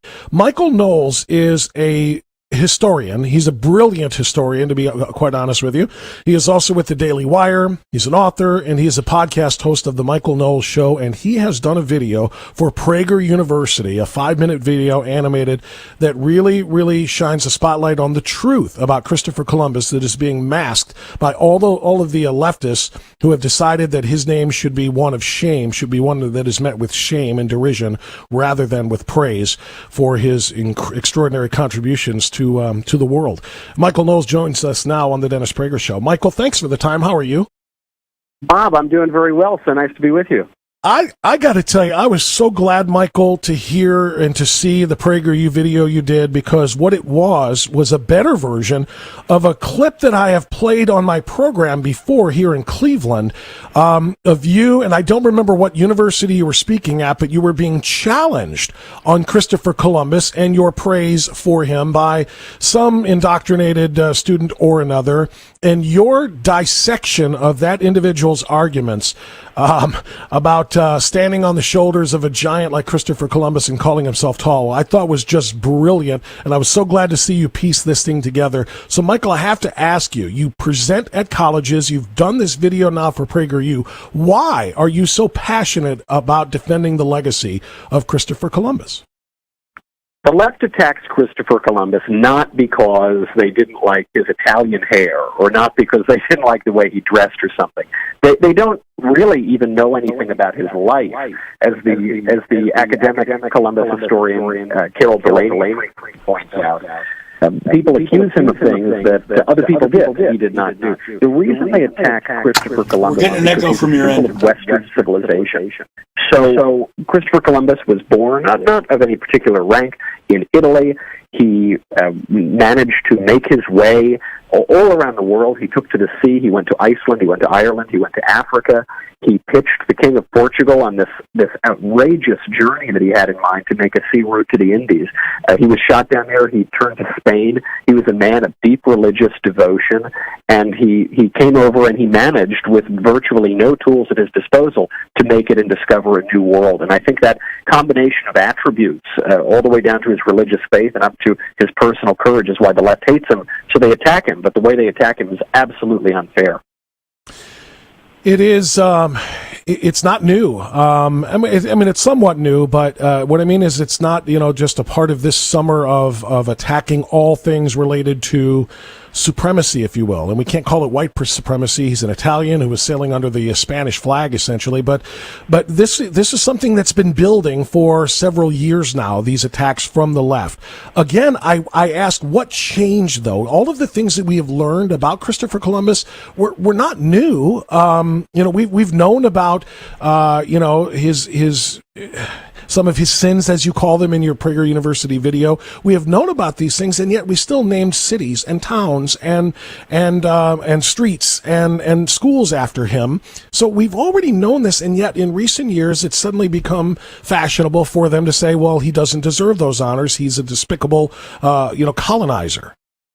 Well, what the left pretends is that we've learned new history about Columbus, but in reality, the opposite is true. We have forgotten the history of Columbus, which is why people are tearing down his statues right now. You mentioned that school that I gave a speech defending Columbus at. That was Notre Dame University right here in America, and Notre Dame is famous for these beautiful murals of the life of Christopher Columbus on the walls. And the murals depict the real history of his life, and they depict one instance in particular where he was betrayed by a political actor named Francisco de Bobadilla, on whose dubious accounts much of the anti-Columbus hysteria is based. Well, what they did at that school when I went and gave the speech is they decided to put black tarp up over the murals of Columbus's life. They want to hide that history because, of course, the history is much more interesting than the leftist indoctrination we hear of. And it's important, actually, to remember the history of Columbus Day itself.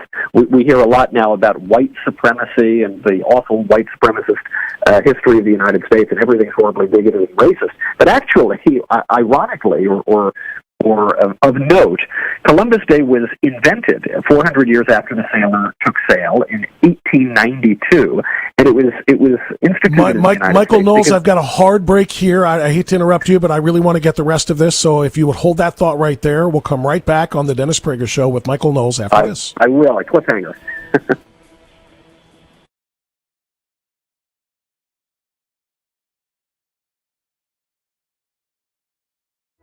Hi, this is Dennis Prager, and you know we are in a fight for our fundamental freedoms. That's why I am grateful for my friends at Alliance Defending Freedom. They are on the front lines fighting pivotal lawsuits for Americans whose freedoms are threatened, and they do it for free.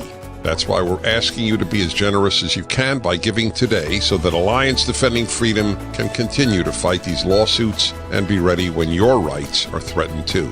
Give your gift now by visiting adflegal.org/Prager, and thank you for joining the fight for freedom.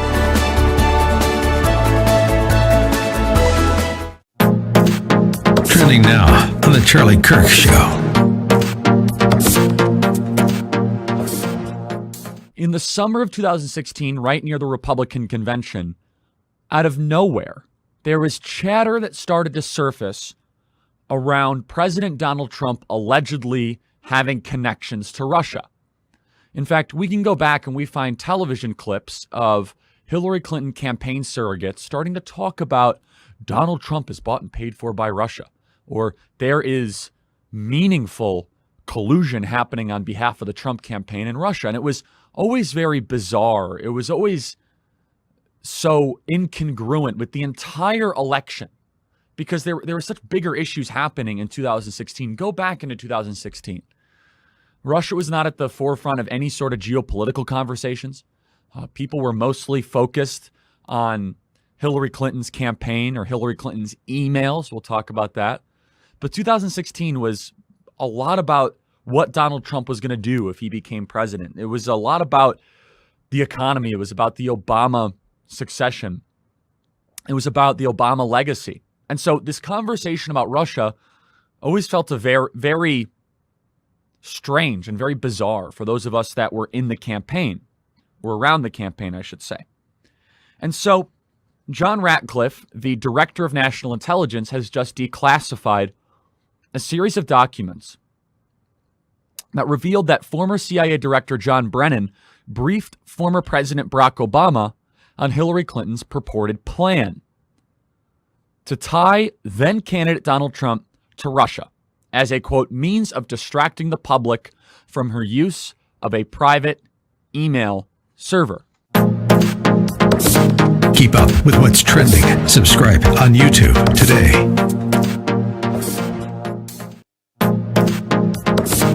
Trending now on the Eric Metaxas Show. I want to go back to Pence.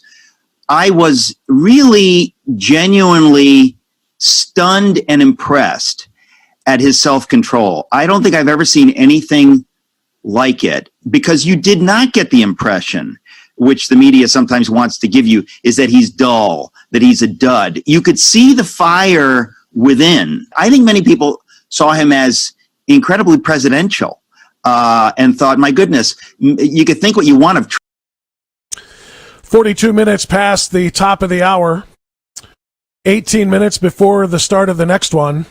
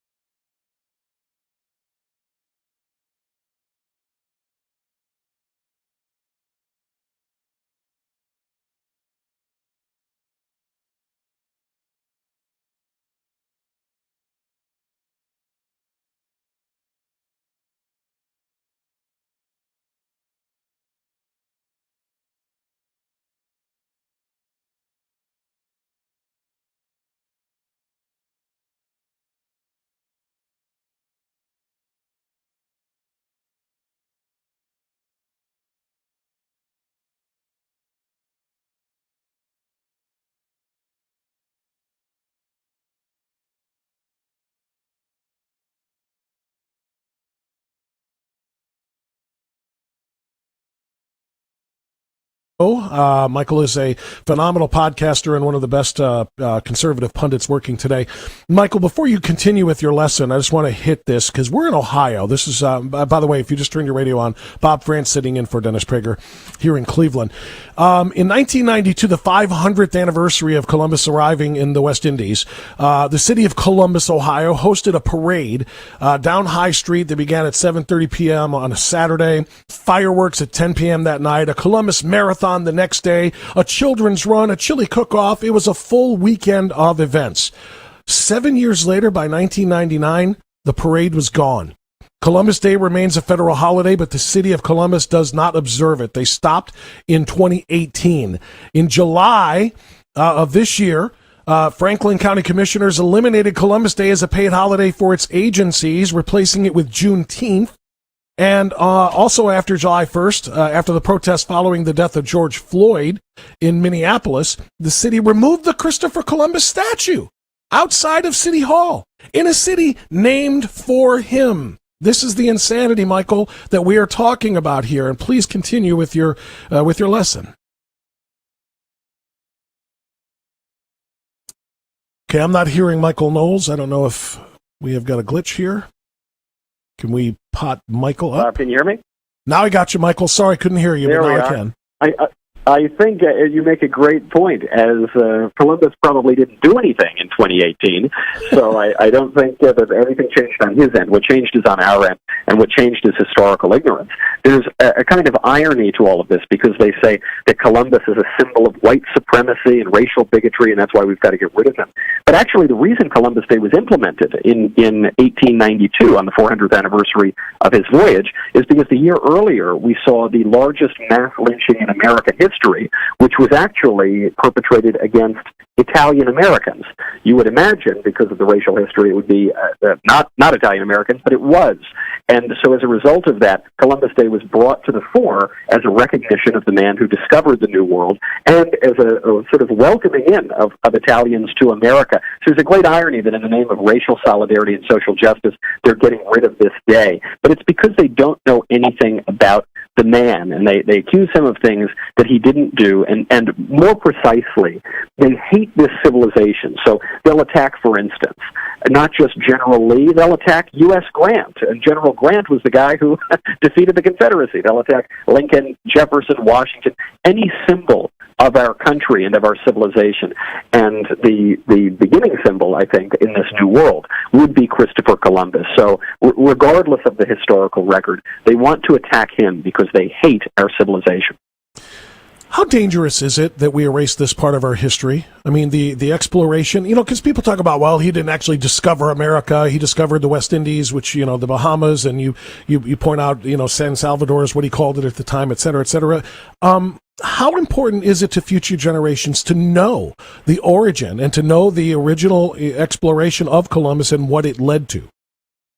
Nature abhors a vacuum, so they're either going to know the history, they're going to know what happened, or they're going to know the ideological fiction that is being fed to them by people who want to tear down this civilization. I'm reminded of a specific line from Karl Marx, whose acolytes in the cultural sphere, and particularly in the academy, have repeated and exercised for the past 100 years at least, which is that Marx sought to undertake the ruthless criticism of all that exists.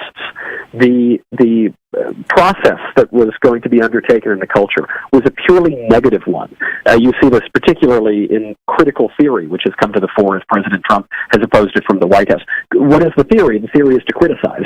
So you don't have to offer anything, and instead you can just say, well, Columbus made some poor decisions as governor of the Indies. Well, Columbus didn't make it to the land he intended to go to. He only discovered, part of the Bahamas or something like that, which of course put the New World on the map and gave us our civilization. You could just attack, and in any case you could say, well, what would you have done? Columbus himself said this. He wrote this in his diaries to oppose the calumny that was foisted on him by people who lied about his record then as they do today.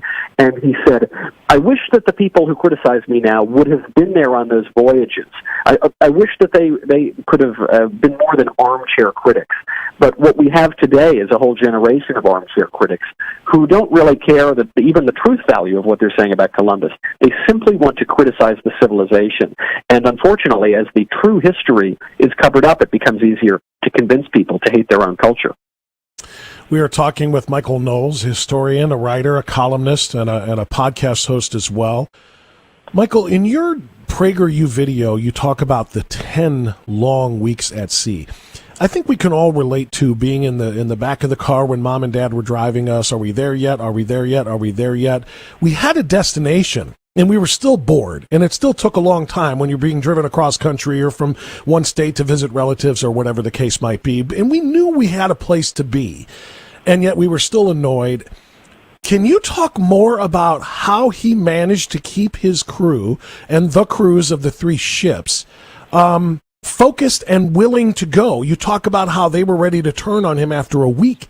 10 weeks at sea, they didn't have a destination. They had a theory. They had a hope. They had this guy thinks there might be land over here, and there's a way for us to navigate this headed westward to discover the new world. But they didn't even know because it had never been done before. How? I mean, I cannot overstate, I should say, the difficulty that must have, that there must have been in accomplishing this and convincing his crew not to, to stage a mutiny and turn the ships around. The crew might not have known where they were going, but Columbus did, and I mean this in more senses than one. Columbus had a deep and abiding religious faith.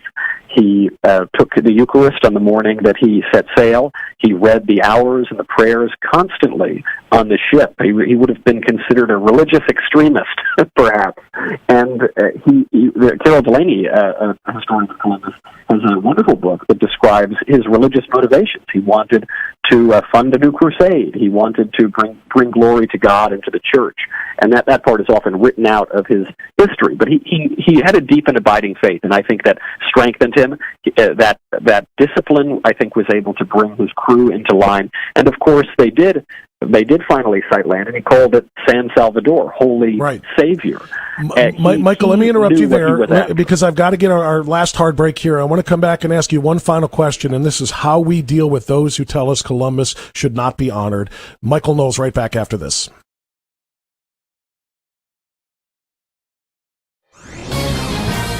This is Michael Medved at michaelmedved.com for Town Hall. The appointment of Judge Amy Coney Barrett to the United States Supreme Court counts as a masterstroke and easily one of the best decisions of Donald Trump's presidency. In an election season when liberals and media try to characterize conservatives as old, angry, bigoted, extreme, and lacking in empathy, Judge Barrett displays the opposite characteristics. At age 48, she's youthful, a genial consensus builder, and mother of 7, including a special needs child and 2 adopted kids from Haiti. On a court dominated for decades by Yale and Harvard graduates, she's a breath of Midwestern fresh air, beloved by her students at Notre Dame. Most importantly, she'll give new life to the originalist thinking of her mentor, Justice Antonin Scalia, in stressing what the Constitution actually says, not what Judge wanted to say. As Americans have been losing faith in public institutions, Judge Barrett can help to restore their confidence. I'm Michael Medved. The Pepperdine Graduate School of Public Policy, impacting policy decisions today, preparing public leaders for tomorrow. Trending now on The Larry Elder Show. My guest is Senator Ted Cruz. Senator, people are clueless about the real meaning of Citizens United. Can you explain to people what that ruling really means, and why is the left so afraid of it? Yeah, I can. It's a hugely important question. The chapter on free speech in the book talks all about Citizens United. Mm-hmm. Most people have heard of it, but they don't know what it is, and they know Democrats hate it. Right. What it was about is our right to criticize politicians. And in this instance, a nonprofit group in D.C. called Citizens United made a movie critical of Hillary Clinton. And the Obama Justice Department took the position that the government could fine them, could punish them for daring to criticize Hillary Clinton. The case went all the way to the U.S. Supreme Court. The most chilling moment was an oral argument when Justice Sam Alito asked the Obama Justice Department, under your theory of the case, could the federal government ban books? And the Obama Justice Department said, yes, we can ban books. Never mind what the First Amendment says, but we can. They criticize a politician. Now, thankfully, the Supreme Court rejected that by a vote of 5-4. There were 4 justices willing to say the government can censor movies, can censor books, can ban books if they criticize politicians. We're 1 vote away from our free speech rights being taken away. Senator, who wins on November 3? I genuinely don't know. The hard left's going to show up in massive numbers. If everybody else shows up, if people turn out, we could have a great election. The president could get reelected, and we could retake the House and hold the Senate. Keep up with what's trending. Subscribe on YouTube today.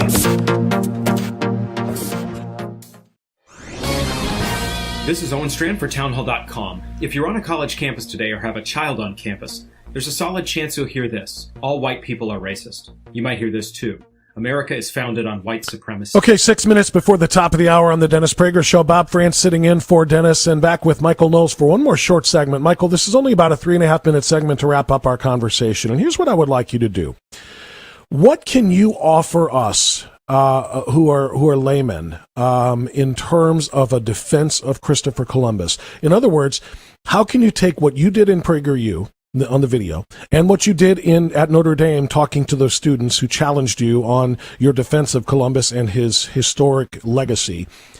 How can we translate that, again, in layman's terms to other people when we tell them why we don't celebrate something called Indigenous Peoples Day and we continue to celebrate Columbus Day? How can we kind of dumb it down and simplify?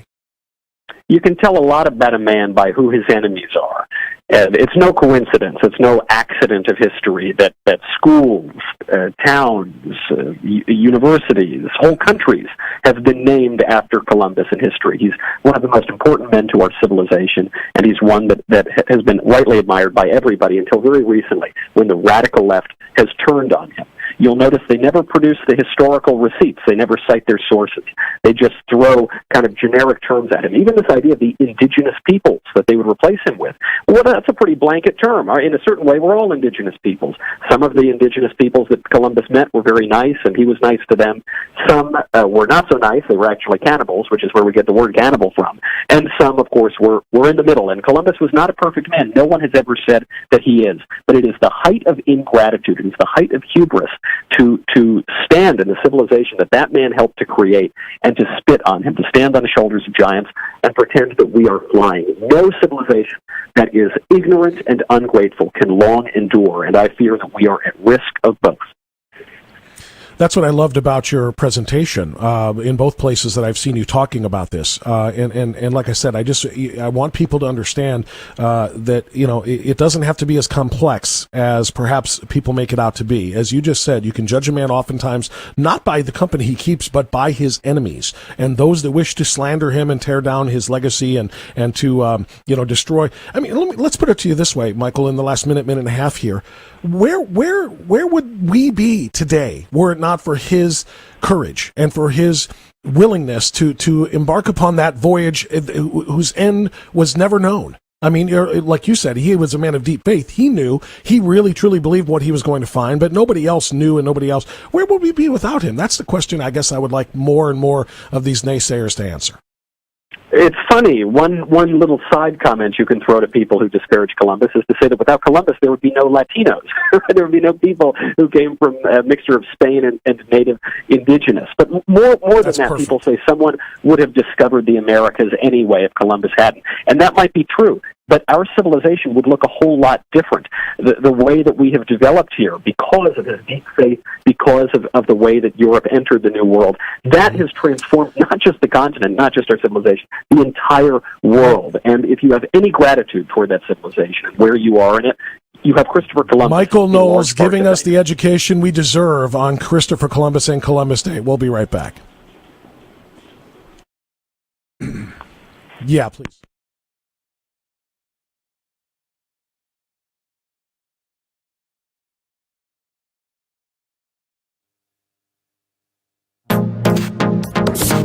Trending now on the Eric Metaxas Show. I have almost nothing to say about last night's debate. It was one of those things where I thought Mike Pence is masterful. The idea that he was able to contain himself and to respond in this measured way, no matter what Kamala Harris said, I thought that is seriously amazing to me in these passionate times in which we live. And I was in awe of his self-control. So that's all I'll say. What do you say? Well, he is a born-again Christian. He carries his faith very seriously, and I think that he represents that faith very well when he does things in public, and I thought last night was just an example of that. But there were a couple of things I was looking for, and I wanted to see if they were going to happen, and it took about 15 seconds into the debate for them to come true. One was I wanted to see how long it would take for the coronation to begin, and about 20 minutes into the debate, you already had CNN and MSNBC saying that Kamala was killing it and she was masterfully in control of the evening and so forth. And the other thing I wanted to see was, would she be the one of the two that would push the envelope with the emotional side of maybe overreaction? And it only took a few of those side-by-side shots where she's glaring at Pence while he's giving his response to whatever the question was. I mean, it wasn't like a gentle but placed smile. It was like, not only did female Pence, Al Gore of color. Keep up with what's trending. Subscribe on YouTube today.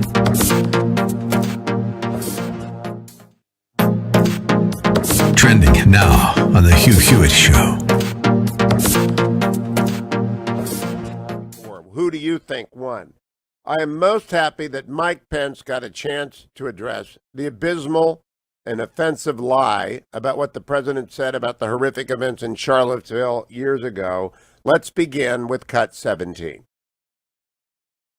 On the issue of Charlottesville, where people were peacefully protesting, the need for racial justice, where a young woman was killed, and on the other side there were neo-Nazis carrying tiki torches, shouting racial epithets, anti-Semitic slurs, and Donald Trump, when asked about it, said there were fine people on both sides. You know, I think this is one of the things that makes people dislike the media so much in this country, Susan, is that you selectively edit, just like Senator Harris did, comments that President Trump and I and others on our side of the aisle make. I mean, Senator Harris conveniently omitted, after the president made comments about people on either side of the debate over monuments, he condemned the KKK, neo-Nazis, and white supremacists, and has done so repeatedly. You're concerned that he doesn't condemn neo-Nazis. President Trump has Jewish grandchildren. His daughter and son-in-law are Jewish. This is a president who respects and cherishes all of the American people. It was terrific, and it was overdue. And every time you hear the Charlottesville people on both sides, know they're lying to you, and don't trust that people. Keep up with what's trending. Subscribe on YouTube today.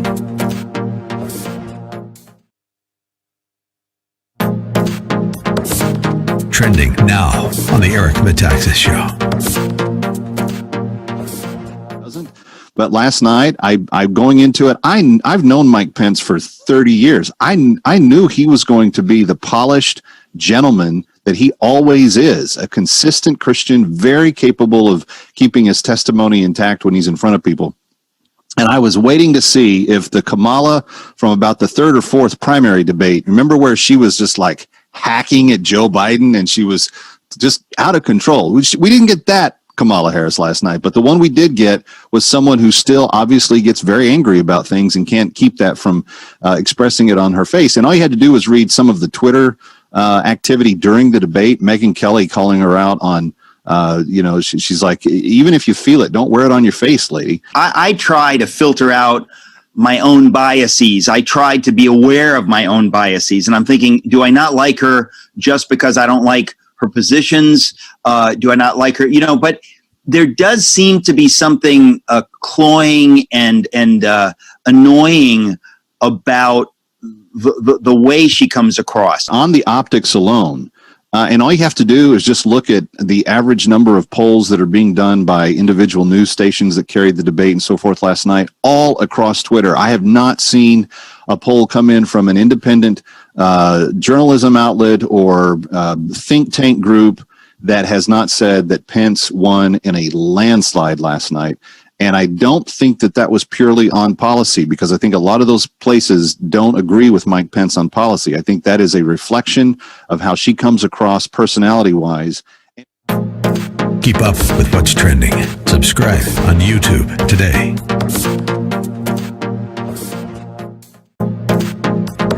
Trending now on the Mike Gallagher Show.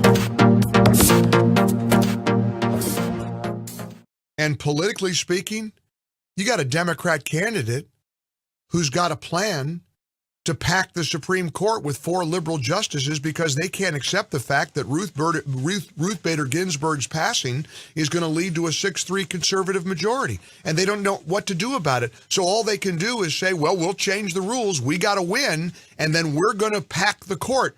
Biden doubled down yesterday on refusing to answer the question. They'll know my opinion of court packing when the election is over. Now, look, I know it's a great question, and I don't blame you for asking it. But the moment I answer that question, the headline in every one of your papers will be about that. Other than focusing on what's happening now. The election has begun. There's never been a court appointment once an election begun. 4 million or so people have already voted. Think about that. A guy who's running for president doesn't want to tell you what he's going to do because he's afraid the media is going to write about it. The media is going to report on it. And the media just says, okay, makes sense to me.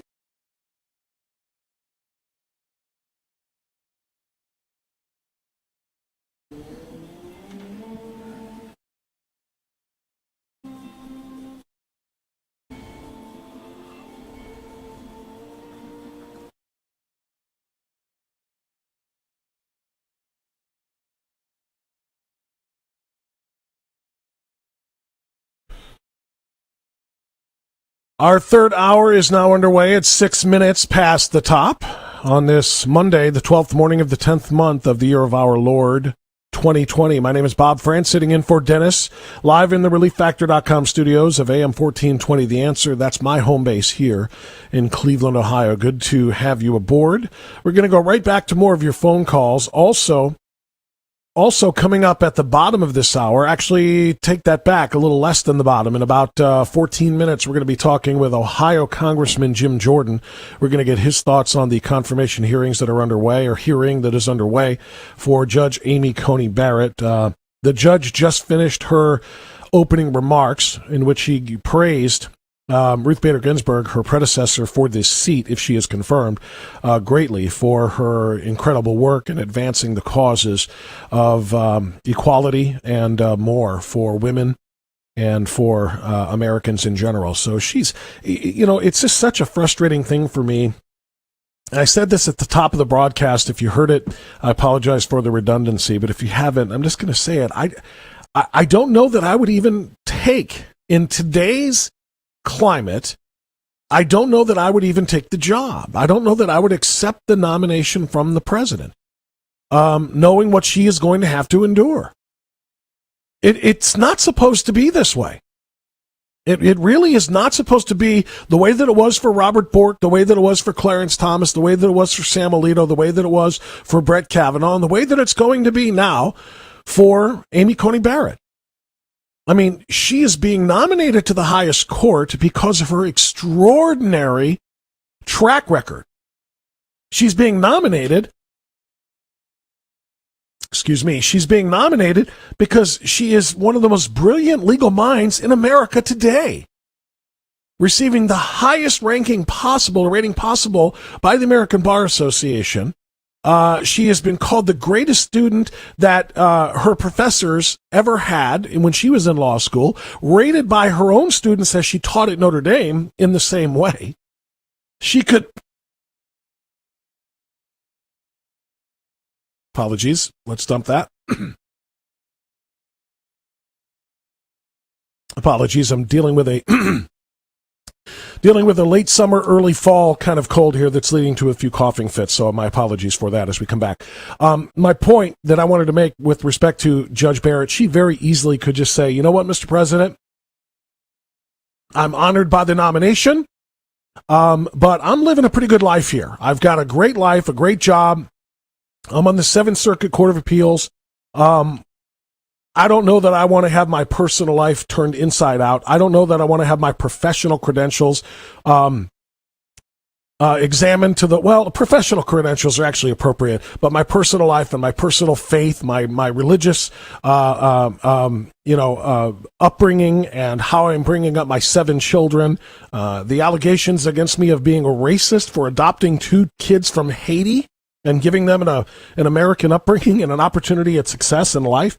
I don't want to go through all of that. I'm fine where I am. I'm surprised that more, at least in today's, and I should probably qualify those remarks as well, too, to specifically justices or judges that are appointed or nominated for the Supreme Court only by Republican presidents, because it does not go both ways. When people ask me sometimes, or rather, when people say, both parties are the same. Both parties are the problem. Both parties are the evil that get in the way of our true liberty and our own unity, et cetera, et cetera. They're not. They're just not. And this is a very, very strong and important point to me. Nobody did this to Elena Kagan. Republicans didn't do this to Sonia Sotomayor. They didn't do this to Ruth Bader Ginsburg herself, whose untimely passing has led to this vacancy. Republicans have not done this stuff to Democratic nominees or nominees by Democrat presidents. It really is only one way. I'll give you another example. And this is very partisan, I know. Again, please accept my apologies as I fight through this cough. Seems the more my volume increases, the more the cough takes over. This is something that I find very, very important. And I fight about this, and I do raise my volume a little bit over this. There is a video that has gone viral that shows a young, and I don't know if he's necessarily special needs, but he comes off in some ways as being, I don't know, a little bit less.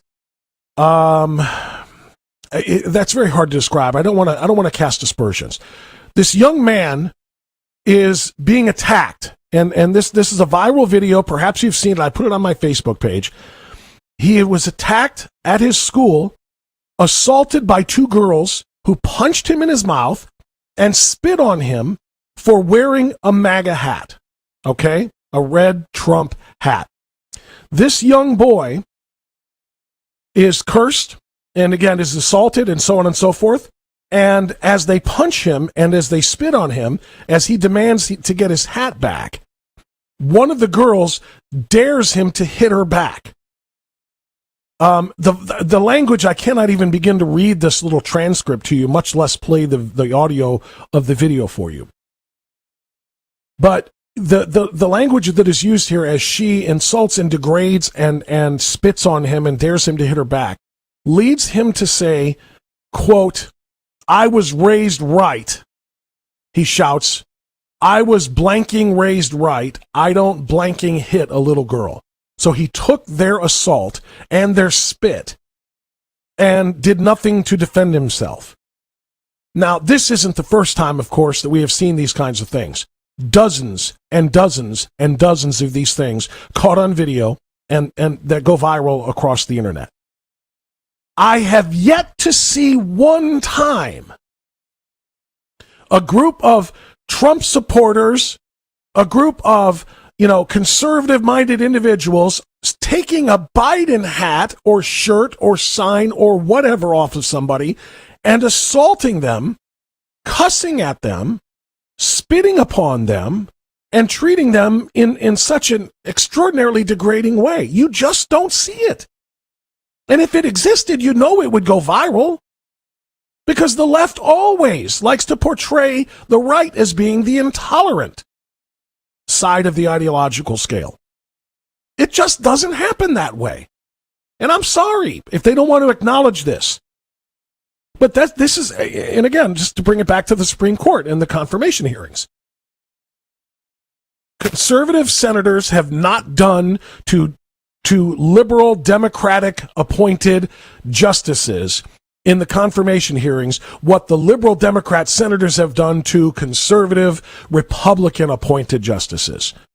They just don't do. One side is always ready and willing to fight, to assault, and to attack, either verbally or physically or both. And the other side tries to stay above that fray. And I'm sorry, again, if they don't want to acknowledge this, but this is the reality of it. Some of these people who call themselves members of the party of tolerance are simply just they're the scum of the earth. They just are. These two girls, just absolutely reprehensible and repugnant. And if it was done the other way, I guarantee you haven't heard about this story yet until I told you on the Dennis Prager Show. And I guarantee you, if a young male Biden hat wearer was assaulted by two Trump supporters, taking his hat and spitting on him and so on and so forth, it would be 24/7 coverage. CNN would just go crazy. MSNBC and on down the line. You know it, and I know it. But it doesn't happen that way. So am I playing holier than thou on behalf of and on the part of conservatives? Yeah, I guess I am. It's not as much holy, it's just decency. It's not as much holier than thou, just reasonable and responsible. And reason and responsibility are something that the Democrats just simply do not practice, not on a wide scale, and they're certainly not practicing it right now in the Senate Judiciary Committee confirmation hearings for Judge Amy Coney Barrett. We're going to talk coming up here in just a few minutes. We're going to talk with Congressman Jim Jordan. He is, of course, ranking member of the House Oversight Committee. He's also on the House Judiciary Committee. We're going to get his thoughts on what he has seen so far in day one of these confirmation hearings for Amy Coney Barrett. We're also going to talk to him about something that I mentioned in the first hour of the broadcast today that I haven't had a chance to follow up on. the extraordinary disappointment that I have, and I know Jim Jordan has, for Bill Barr and for John Durham for not getting anything done prior to this election. We'll talk to him about that next, right here on the Dennis Prager Show.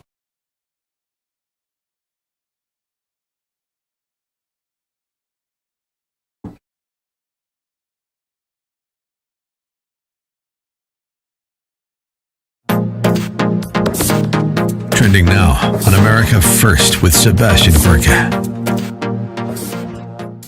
Just a few minutes ago, let's remind everybody. So there's the Hunter Biden scandal, Ukraine. Hunter Biden's primary business partner, both at Burisma, the Ukrainian company, on many other things, including the China things, is a guy named Devin Archer. And back in 2018, Kerry was involved as well. Kerry's stepson. That was a third partner on some of the business ventures, like Rosemont Seneca. Right. His name was Christopher Hines. He didn't have anything to do with Burisma. Okay. But he did have to do with some of the other ones. But so tell us about this other partner. Devin Archer was the primary driving force on almost all of Hunter's big deals: the China deals, the Burisma deal, the Kazakhstan deal, the Russia deal about the Russian oligarch, the one that Joe Biden claimed wasn't true, but it is. You mean the $3.5 million? And you know what it is? It's more than $3.5 million. According to the documents the FBI obtained in Devin Archer's criminal case, which we're going to talk about, it was $200 million that came in for Yelena Baturina. Well, she's a billionaire. She is, so $200 million is, a little bit of money. Right. Yeah. And the FBI's known that. So it's that case. Devin Archer in 2018 was convicted of fraud in a case up in New York. And then mysteriously, a few months after the jury verdict, the judge set aside only his verdict. The other men in the case were continued to be viewed as guilty. Only Devin Archer. Only Devin Archer was excised from the case and freed, and the guilty verdict overturned. The Justice Department appealed. The wheels of justice turned slow, but at 4 o'clock, just a few minutes ago, the Second District Court of Appeals in New York reinstated the guilty plea, saying the judge had no right to come up with their own theory of the case and throw out Devin Archer's conviction. So the prosecution said the judge can't just throw out a guilty verdict. Exactly. And more importantly, because I think this has some application to the Mike Flynn case. Yes. The judge was scolded for developing their own theory of the case. Keep up with what's trending. Subscribe on YouTube today. Trending now on the Mike Gallagher Show. You've got the Speaker of the House saying something that is so telling to me. I've had a number of people text and call me and say, this 25th Amendment crap that Pelosi's pulling, this stunt, it isn't for Trump, it's for Biden. And as I think about it, and I'm listening to Nancy Pelosi's announcement, which we are just about to play for you. It's coming, I'm told, but this is just moments ago. Nancy Pelosi said, this is not about President Trump. He will face the judgment of the voters, but he shows the need for us to create a process for future presidents. You mean like Joe Biden if he wins? 59% of Americans polled by Rasmussen a couple of months ago don't think Joe Biden will complete a 4-year term, right? 59. In that same poll, 49% of Democrats don't think Joe Biden will complete a 4-year term. Is Nancy Pelosi setting up the 25th Amendment to remove Joe Biden so we have President Kamala Harris? You be the judge. You listen to what Nancy Pelosi said moments ago, announcing a bill on the 25th Amendment. This is not about President Trump. He will face the judgment of the voters. But he shows the need for us to create a process for future presidents. Keep up with what's trending. Subscribe on YouTube today. Hi, this is Dennis Prager, and you know we are in a fight for our fundamental freedoms. That's why I am grateful for my friends at Alliance Defending Freedom. They are on the front lines. 20 minutes past the top of the hour. Thanks so much for being with us on the Dennis Prager Show. We do continue now. Bob France live in Cleveland, Ohio, the ReliefFactor.com studios of AM 1420, The Answer. Want to stay in my home state now, and even though he's in Washington, D.C., and welcome Ohio's 4th Congressional District Representative, Congressman Jim Jordan, to to the Dennis Prager Show. Congressman, good afternoon, sir. I used to say good morning to you. Good afternoon. Yeah, How are you? good morning, normally. Yeah, good afternoon to you, Bob. Good to be with you.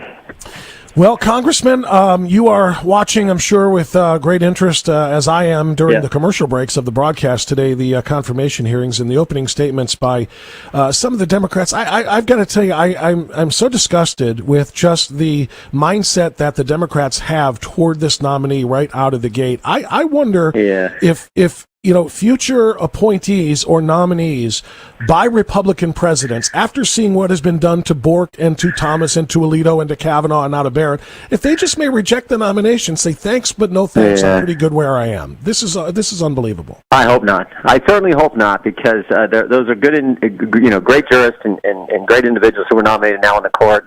Well, obviously Mr. Bork didn't make it, but Amy Coney Barrett's in that line of great intellects who we want on the court, who She wants to follow the Constitution and adhere to the rule of law, and that's what makes the left mad, Bob, those two things.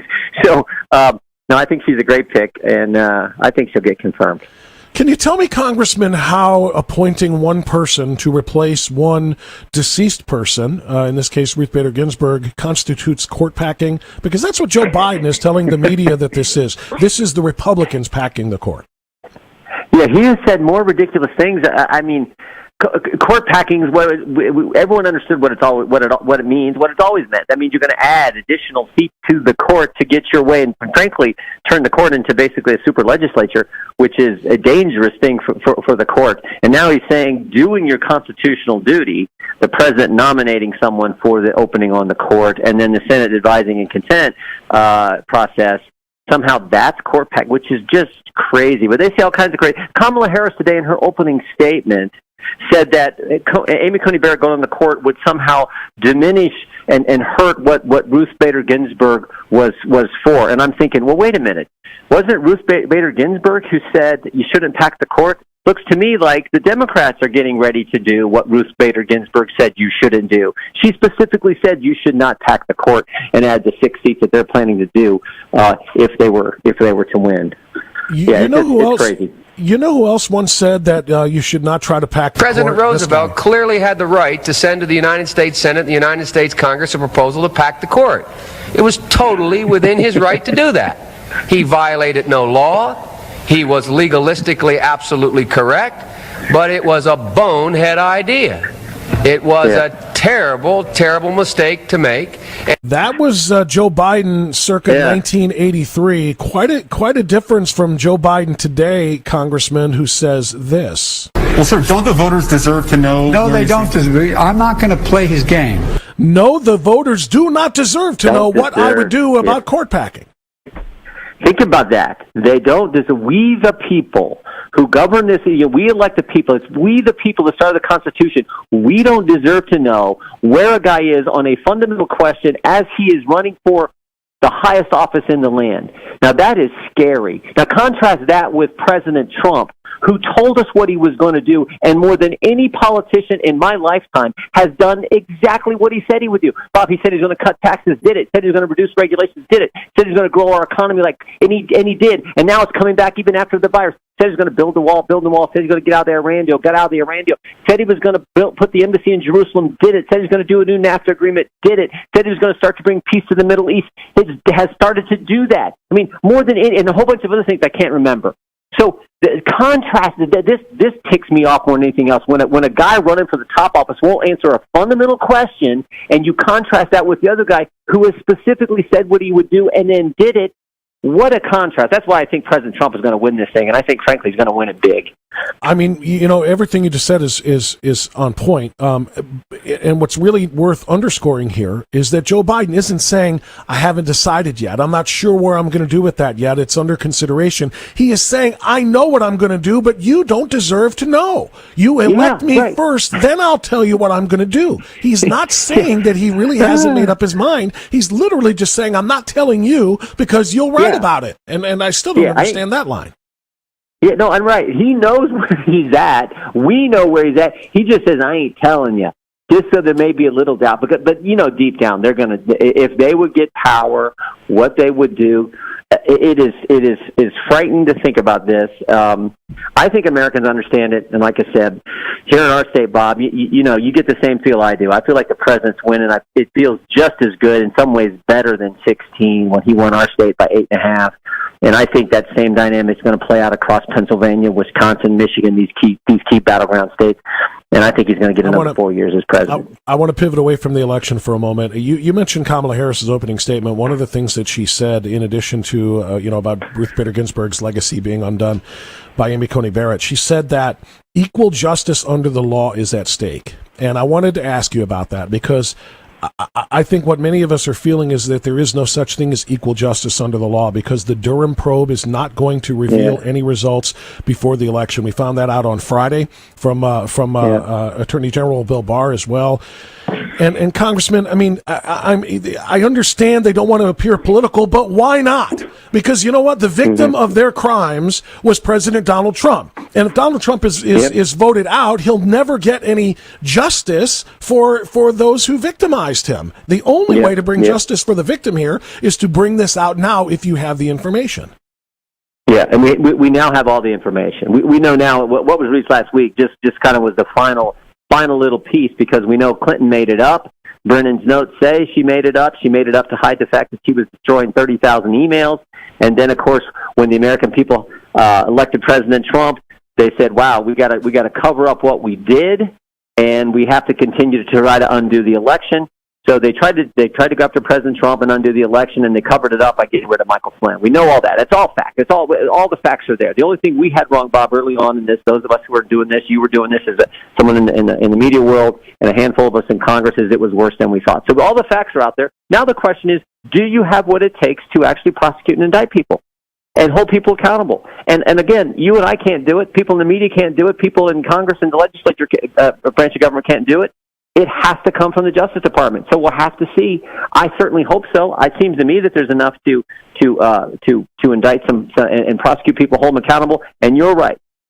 President Trump deserves justice, but just as important is if people aren't held to account for what they did, then us regular folks, it's dangerous to us long term because the message will be you can get away with this, and then we're all in trouble going forward, and that is not healthy for our great country. No, that is 1,000% correct. It is about, a precedent here, but it's just so utterly frustrating, again, considering the fact that all of the information you just mentioned is well known, and he will not do this now. And I love your optimism about President Trump winning, but if he doesn't, all of this is buried forever. Bill Barr is replaced, possibly by Andrew Cuomo of all people, and the Durham investigation is closed immediately upon day one in a Biden administration, and that is what has this so frustrating. Congressman Jim Jordan, thank you so much for the time, sir. I appreciate it. God bless. You bet, Bob. Take care, brother. You too. All right, you got it. We'll take a time out here and come right back with your phone calls on the Dennis Prager Show.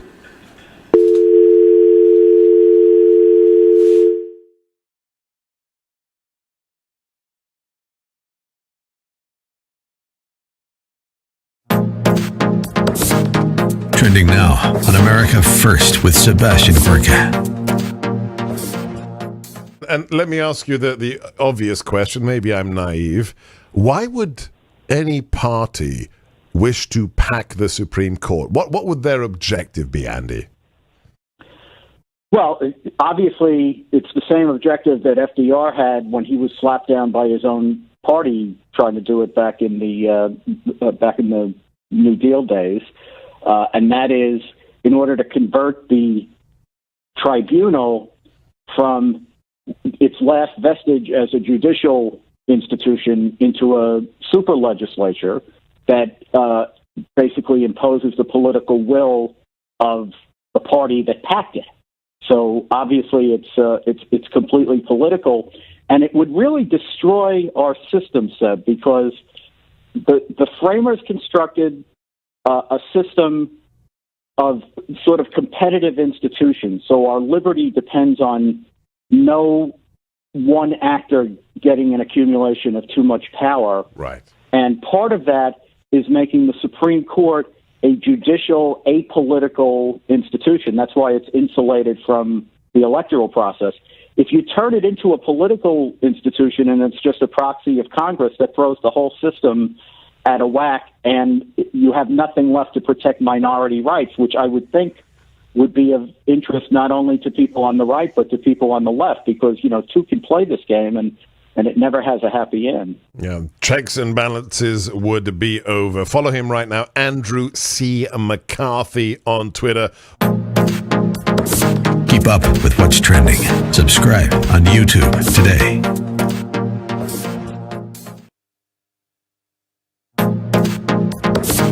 Trending now on The Larry Elder Show. It up. Only a tiny fraction of demonstrations have had any violence at all. So what the president is doing is once again patently false. It's morally wrong. And yes, it is racist. Larry Elder, ReliefFactor.com studio, quite a statement to make. This is a woman, Michelle Obama, who recently accused white people of still running. Y'all still running. She was complaining about white flight, which she witnessed when she was growing up in Chicago. I did a video about this, and I said, this whole business about white flight is a lot more complicated than what Michelle Obama is outlining. My neighborhood changed from one neighborhood that was all white to all black within a matter of years. And I'm not saying that a lot of people did not leave the neighborhood because of racism, because of fear of black people. But there were a whole lot of people who stayed in the neighborhood for a while, and then they realized a lot of their sons and daughters were being picked on and bullied by a lot of these black kids living in the neighborhood. There was even black flight as well. And Michelle Obama does not mention that. It's really curious, isn't it? She said when she was complaining about white flight, she said, quote, and I'm quoting her, "Y'all still running," close quote.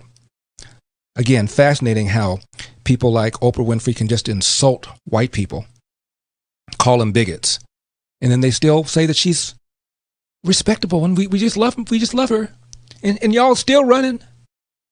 Really?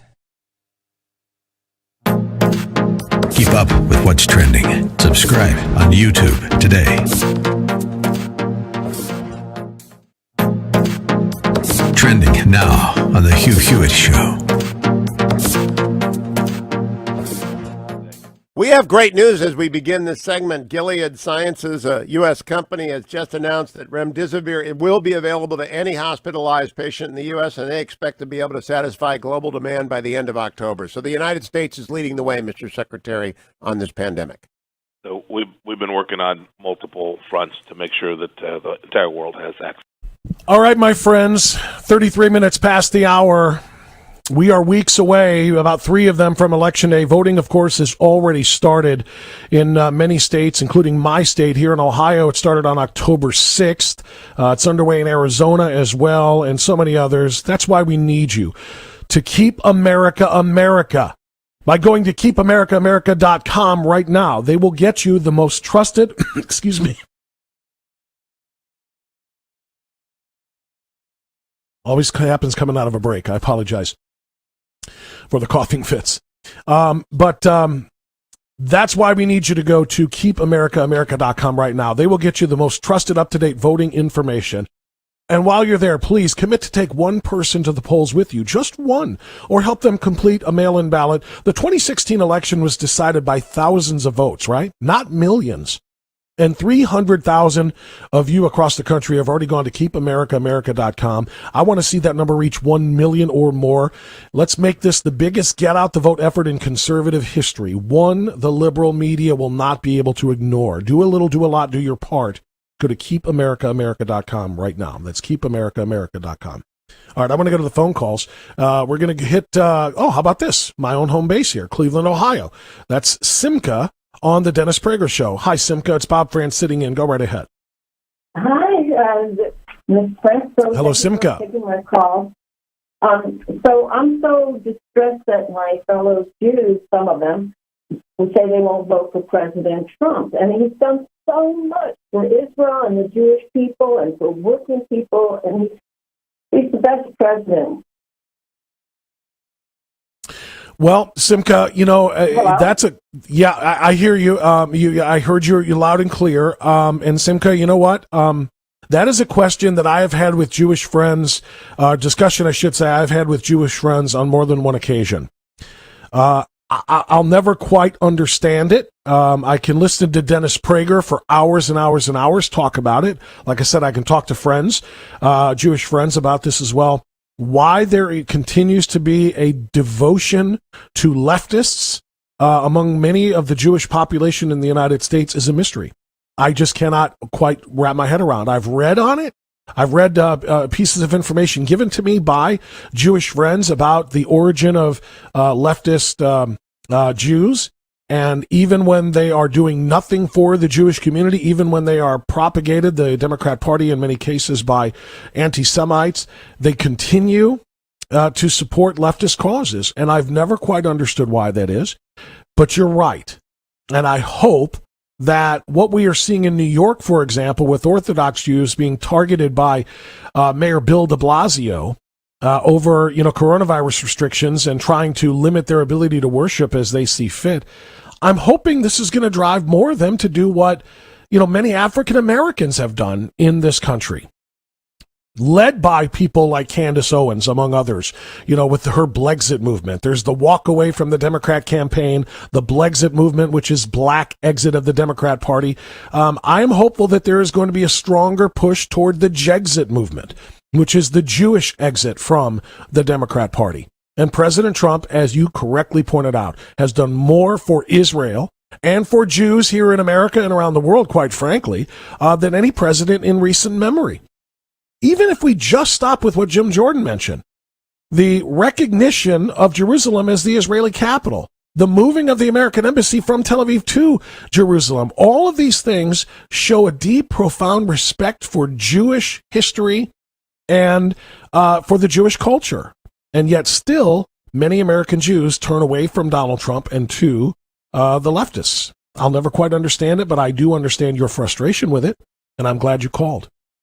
Thank you so much. Let me go to Sarasota, Florida, and Jim next on the Dennis Prager Show. Jim, thanks for waiting. You're on the air. Go right ahead. Hey, I love the show. You mentioned earlier about packing the court is another Biden gaffe. It's not. They are intentionally conflating this issue. Kamala repeated this very definition when she scolded Pence for interrupting him during the debates. They are confusing the uninformed voter by definition, or with intent. With intent. And by confusing them, you mean not just refusing to reveal whether or not they would agree to pack the court? Well, changing the definition by saying that the right is packing the court and changing the definition of packing the court. Got you. So in other words, just kind of playing the people for fools, trying to convince the people that it is packing the court simply to replace Ruth Bader Ginsburg in an election cycle. Okay, I got you. And you know what, Jim, you're probably right. Because the uninformed or the uneducated or the ignorant voter, the voter just doesn't know the rules, may fall for that. That's a very good point, and they do prey upon that. We'll be right back.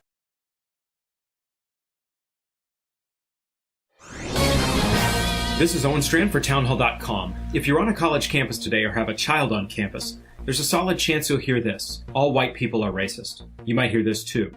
America is founded on white supremacy. These two sentences are not mere overheated emotion. They express an ideology called critical race theory, or CRT, which argues that race is a social construct made by white people. Just as race was once used to enslave and terrorize, so it is used today to keep America unequal, unfair, and hostile to minorities. The Trump administration just took symbolic and courageous action against CRT. It issued a memo to federal agencies calling for the end of the government's CRT racial sensitivity trainings, terming them divisive anti-American propaganda. Does America have real issues in its past? Yes. Have we made real progress that we must guard carefully? Also yes. The White House has led well here. I'm Owen Strand.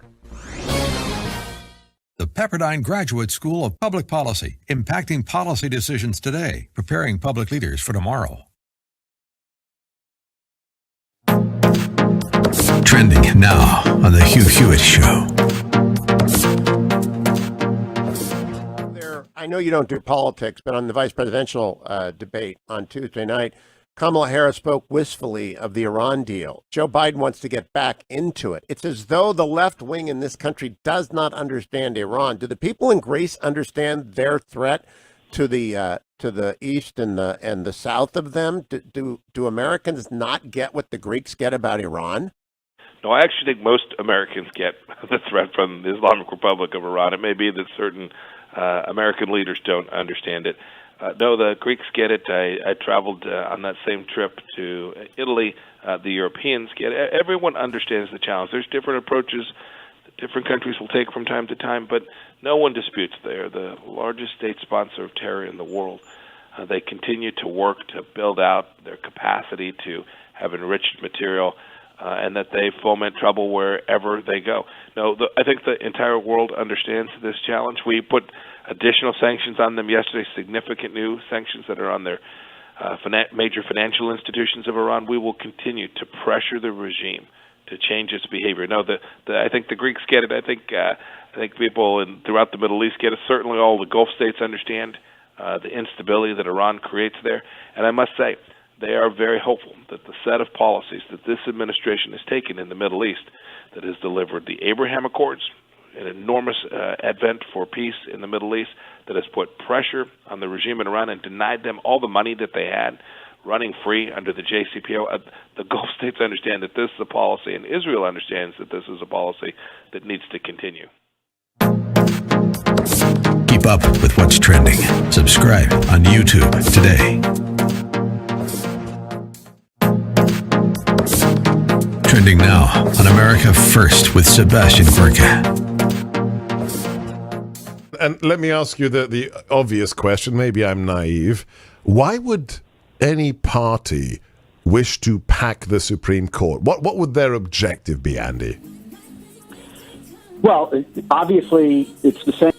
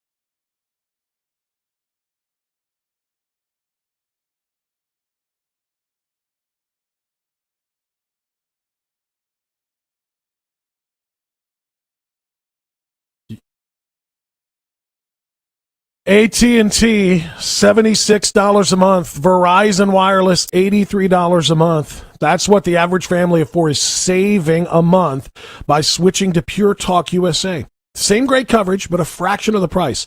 I'm a Pure Talk customer. Why aren't you? Dial pound 250 and say keyword Dennis Prager for unlimited talk, unlimited text, and 2 gigs of data for just $20 a month. Plus, you'll get 50% off your first month. Dial pound 250 and say the keyword Dennis Prager. Pure Talk USA, simply smarter wireless. We're going to go right back to the phones, get as many people on the air as possible before we are done as these confirmation hearings continue, or the confirmation hearing for Amy Coney Barrett continues. It's going to be about a week-long process, and it is not off to a great start, to be honest with you, at least in terms of the civility that Lindsey Graham was pleading for as he introduced the session today. We're going to go to Brooklyn, New York. Harry, you are on the Dennis Prager Show. Bob France sitting in for Dennis. Go ahead, Harry. Thank you so much. I'm surprised that you were surprised that all those Jews vote for liberals and Democrats. You're talking about unaffiliated or phone Jews. My opinion, they couldn't care less about anything Jewish or Judaism. They're totally unaffiliated. They have nothing to do with Jewishness. The only thing Jewish about them is that we're probably accidentally born to a Jewish mother. To prove it to you, the entire Orthodox community, the vast majority, they are pro-Trump, pro-Republicans, and pro-conservatives. You know, I have heard that very same explanation from a number of other people, including other Jews, that these are not true Jews in terms of being affiliated with the faith. They may have been born Jewish, you know, from an ethnicity standpoint, but they are not necessarily religiously Jewish, and they do not keep true to the tenets of the faith. And this is one of the reasons why they do what they do. Now, I'm not in a position to judge that, obviously, because I'm not Jewish, and I'm not in their shoes, but I have heard many people say what you are saying right now, Harry, and that and that's got to be very frustrating to somebody who is a faithful Jew, as you point out, who actually try to live the faith. And if you're living the faith, quite frankly, it would be pretty hard to support some of the leftist policies that are put forth by the modern Democrat Party. Absolutely. The three basic tenets of an Orthodox Jew is keeping the Sabbath, keeping the kosher home, and Jewish family purity, which I will not get into it now. Mm-hmm. And the Reform Jews keep nothing of that. They violate basic parts of the Torah, as did Ruth Bader Ginsburg, which I'm surprised the Jewish community was enthralled by her. But that's my opinion. Well, I'm glad to get your opinion, Harry, and I really appreciate that. Thanks so much for the phone call. I know, Dennis can certainly speak with so much more authority on this than just about any Jew that I know. I mean, in addition to being, a faithful Jew, he's just so brilliant, as his books constantly, depict. His understanding of the faith is beyond that of anyone that I'm aware of. But I will just say that, as a non-Jew, I'm a Christian, I'm a Catholic. I look at the way that the Jewish, the vote goes. I look at and listen to people who proclaim themselves to be, Jews, faithful Jews, keeping with the traditions of the church, of the faith that you just described. And it makes me wonder. But then again, I don't want to turn this into a theological discussion, because I'm not qualified to do that. I'm not a biblical scholar, nor am I a scholar of any other faith. But to be honest with you, Christians are the same way. There are Christians, particularly when it comes to evangelical Christians, who are voting for Joe Biden and proudly encouraging others to do it, despite Joe Biden, Kamala Harris, and the Democratic National Committee's platform of being pro-choice all the way up through the third trimester of pregnancy. Killing babies who are viable to live outside the womb even. I mean, that's how radical they are. That flies in the face of everything that the Christian church teaches. I mean, it's not even close. This is not a debatable issue. The Christian church, and in particular the Catholic faith, are unapologetically and unabashedly pro-life. So how are so many Christians and Catholics willing to cast aside their own faith to vote for someone that absolutely opposes the extraordinarily important tenet, the tenet of their faith, of being pro-life, that all life is sacred? So it's not just a Jewish issue. It's a Christian issue. Maybe in some other cases as well, but I will tell you that, speaking as a Christian and as a Catholic, people who are, and I don't want to violate a biblical principle that says, judge not lest ye be judged. I don't want to sit here and pass judgment on anybody else for how they vote, but it does make me scratch my head and wonder, how can you call yourself a true practicing Catholic or Christian and vote for someone who supports the slaughter of unborn, defenseless children? Catherine is in San Antonio, Texas, on the Dennis Prager Show. Hi, Catherine. Go right ahead. Yes, you're a man after my own heart. What they're doing, it's called worldly in the New Testament and keeping up with the Joneses. But this is what I was going to say. I get so mad, I think about getting even with the Democrats, the way they've treated the Supreme Court candidates in the past. And then I think, I'm not going down in that sewer where they are. They've been horrible. And talk about deplorable. I don't want to do the things they've done. And by the way, you can no more open your borders than you can your doors and windows. Let's see the Democrats taking some strangers in their homes. And then those of us who have a heart to do that, show us an example. That is very well said, Catherine. I appreciate that, and God bless you, and thank you for sharing that message. Yeah, they don't live the faith, do they? They don't live what they teach. They don't practice what they teach or preach. They don't walk the walk, if you will. You know, they talk about open borders and everybody should be free to go where they want to go, and yet they have gated communities and locked doors and so on and so forth. You're 100% right about that. And as far as not getting into the mud to wrestle with them you're right, we are above that. And sometimes it's to our detriment. Sometimes the fact that we're not willing to fight in the same manner that they do and to treat their nominees and their, appointees the way that they treat ours, sometimes it's to our detriment. But I do understand your point so much. We'll be right back.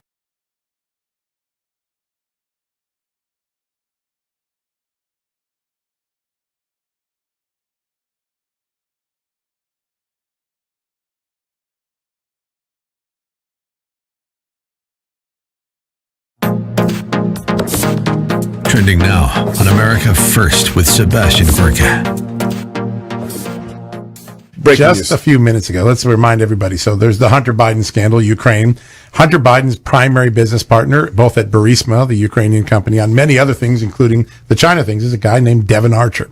And back in 2018, Kerry was involved as well. Kerry's stepson. That was a third partner on some of the business ventures, like Rosemont Seneca. Right. His name was Christopher Hines. He didn't have anything to do with Burisma. Okay.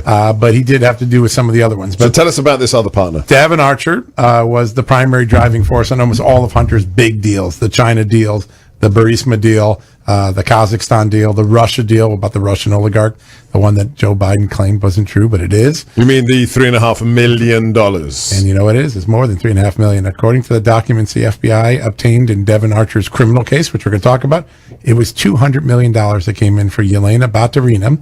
Well, she's a billionaire. She is, so $200 million is, a little bit of money. Right. Yeah. And the FBI's known that. So it's that case. Devon Archer in 2018 was convicted of fraud in a case up in New York. And then mysteriously, a few months after the jury verdict, the judge set aside only his verdict. The other men in the case were continued to be viewed as only guilty. Only Devon Archer was excised from the case and freed, and the guilty verdict overturned. The Justice Department appealed. The wheels of justice turned slow. But at 4 o'clock, just a few minutes ago, the Second District Court of Appeals in New York reinstated the guilty plea, saying the judge had no right to come up with their own theory of the case and throw out Devon Archer's conviction. So the prosecution said the judge can't just throw out a guilty verdict. Exactly. And more importantly, because I think this has some application to the Mike Flynn case. Yes. The judge was scolded for developing their own theory of the case. Keep up with what's trending. Subscribe on YouTube today. Trending now on The Mike Gallagher Show. You've got the Speaker of the House saying something that is so telling to me. I've had a number of people text and call me and say, this 25th Amendment crap that Pelosi's pulling, this stunt, it isn't for Trump, it's for Biden. And as I think about it, and I'm listening to Nancy Pelosi's announcement, which we are just about to play for you. It's coming, I'm told, but this is just moments ago. Nancy Pelosi said, this is not about President Trump. He will face the judgment of the voters, but he shows the need for us to create a process for future presidents. You mean like Joe Biden, if he wins? 59% of Americans polled by Rasmussen a couple of months ago don't think Joe Biden Today will with complete this a story, 4-year term, right? For those not paying attention to professional sports, in that same poll, such as myself, I have led, to the extent that I can, with my limited platform, the walkaway campaign. You know, the walkaway campaign from the Democrat Party, #walkaway. For me, it's been walk away from professional sports. And in particular, the WFL, that's the Woke Football League, and the NBA of BLM. They are primarily the two biggest offenders. And so I'm not paying attention to pro sports as long as they're going to contribute to the destruction of America by supporting a Marxist organization that believes in killing cops and creating violent confrontations in cities around America. So having said all of that, I am aware of the fact that the Los Angeles Lakers won a championship last night. And I'm also aware of the following. Police in California arrested 76 people outside the Staples Center on Monday night after a large crowd celebrating the Lakers championship turned, quote, violent and destructive. More than 1,000 Lakers fans gathered in downtown Los Angeles late Monday night to celebrate their victory. Things escalated when participants began throwing glass bottles and rocks at law enforcement. 8 police officers were injured. 76 people were arrested. What started out as a largely peaceful celebration of the Los Angeles Lakers NBA championship turned into confrontational, violent, and destructive behavior last night, police said in a release. Unruly individuals mixed within the crowd began throwing bottles, rocks, and other projectiles at officers. That is when an unlawful assembly was declared and only a limited number of people complied and began to disperse. A larger portion of the group broke off and began vandalizing businesses while continuing to engage in violent behavior, some aimed at arresting officers. Again, 8 officers injured as a result and received medical treatment. Now, why am I bringing that up? To wrap up the show, let me tell you why I'm bringing that up. A riot broke out over a basketball game. Do you understand what I'm saying to you? A riot broke out over a basketball game. So if anyone still believes that the rioting that is going on around the country in big cities is in any way associated whatsoever with righteous indignation over police brutality or racial equality, I hope this wakes your sorry behind up. What these people are looking for is any excuse to riot. That's the mindset of these people. It is not about righteous indignation. It's not about George Floyd or Breonna Taylor or anything else. Any excuse to riot, including a basketball game. You keep that in mind. And keep yourself awakened. And that's different than being woke. Thanks so much for letting me be a part of your day today. Dennis is back tomorrow. We'll see you. Bye-bye.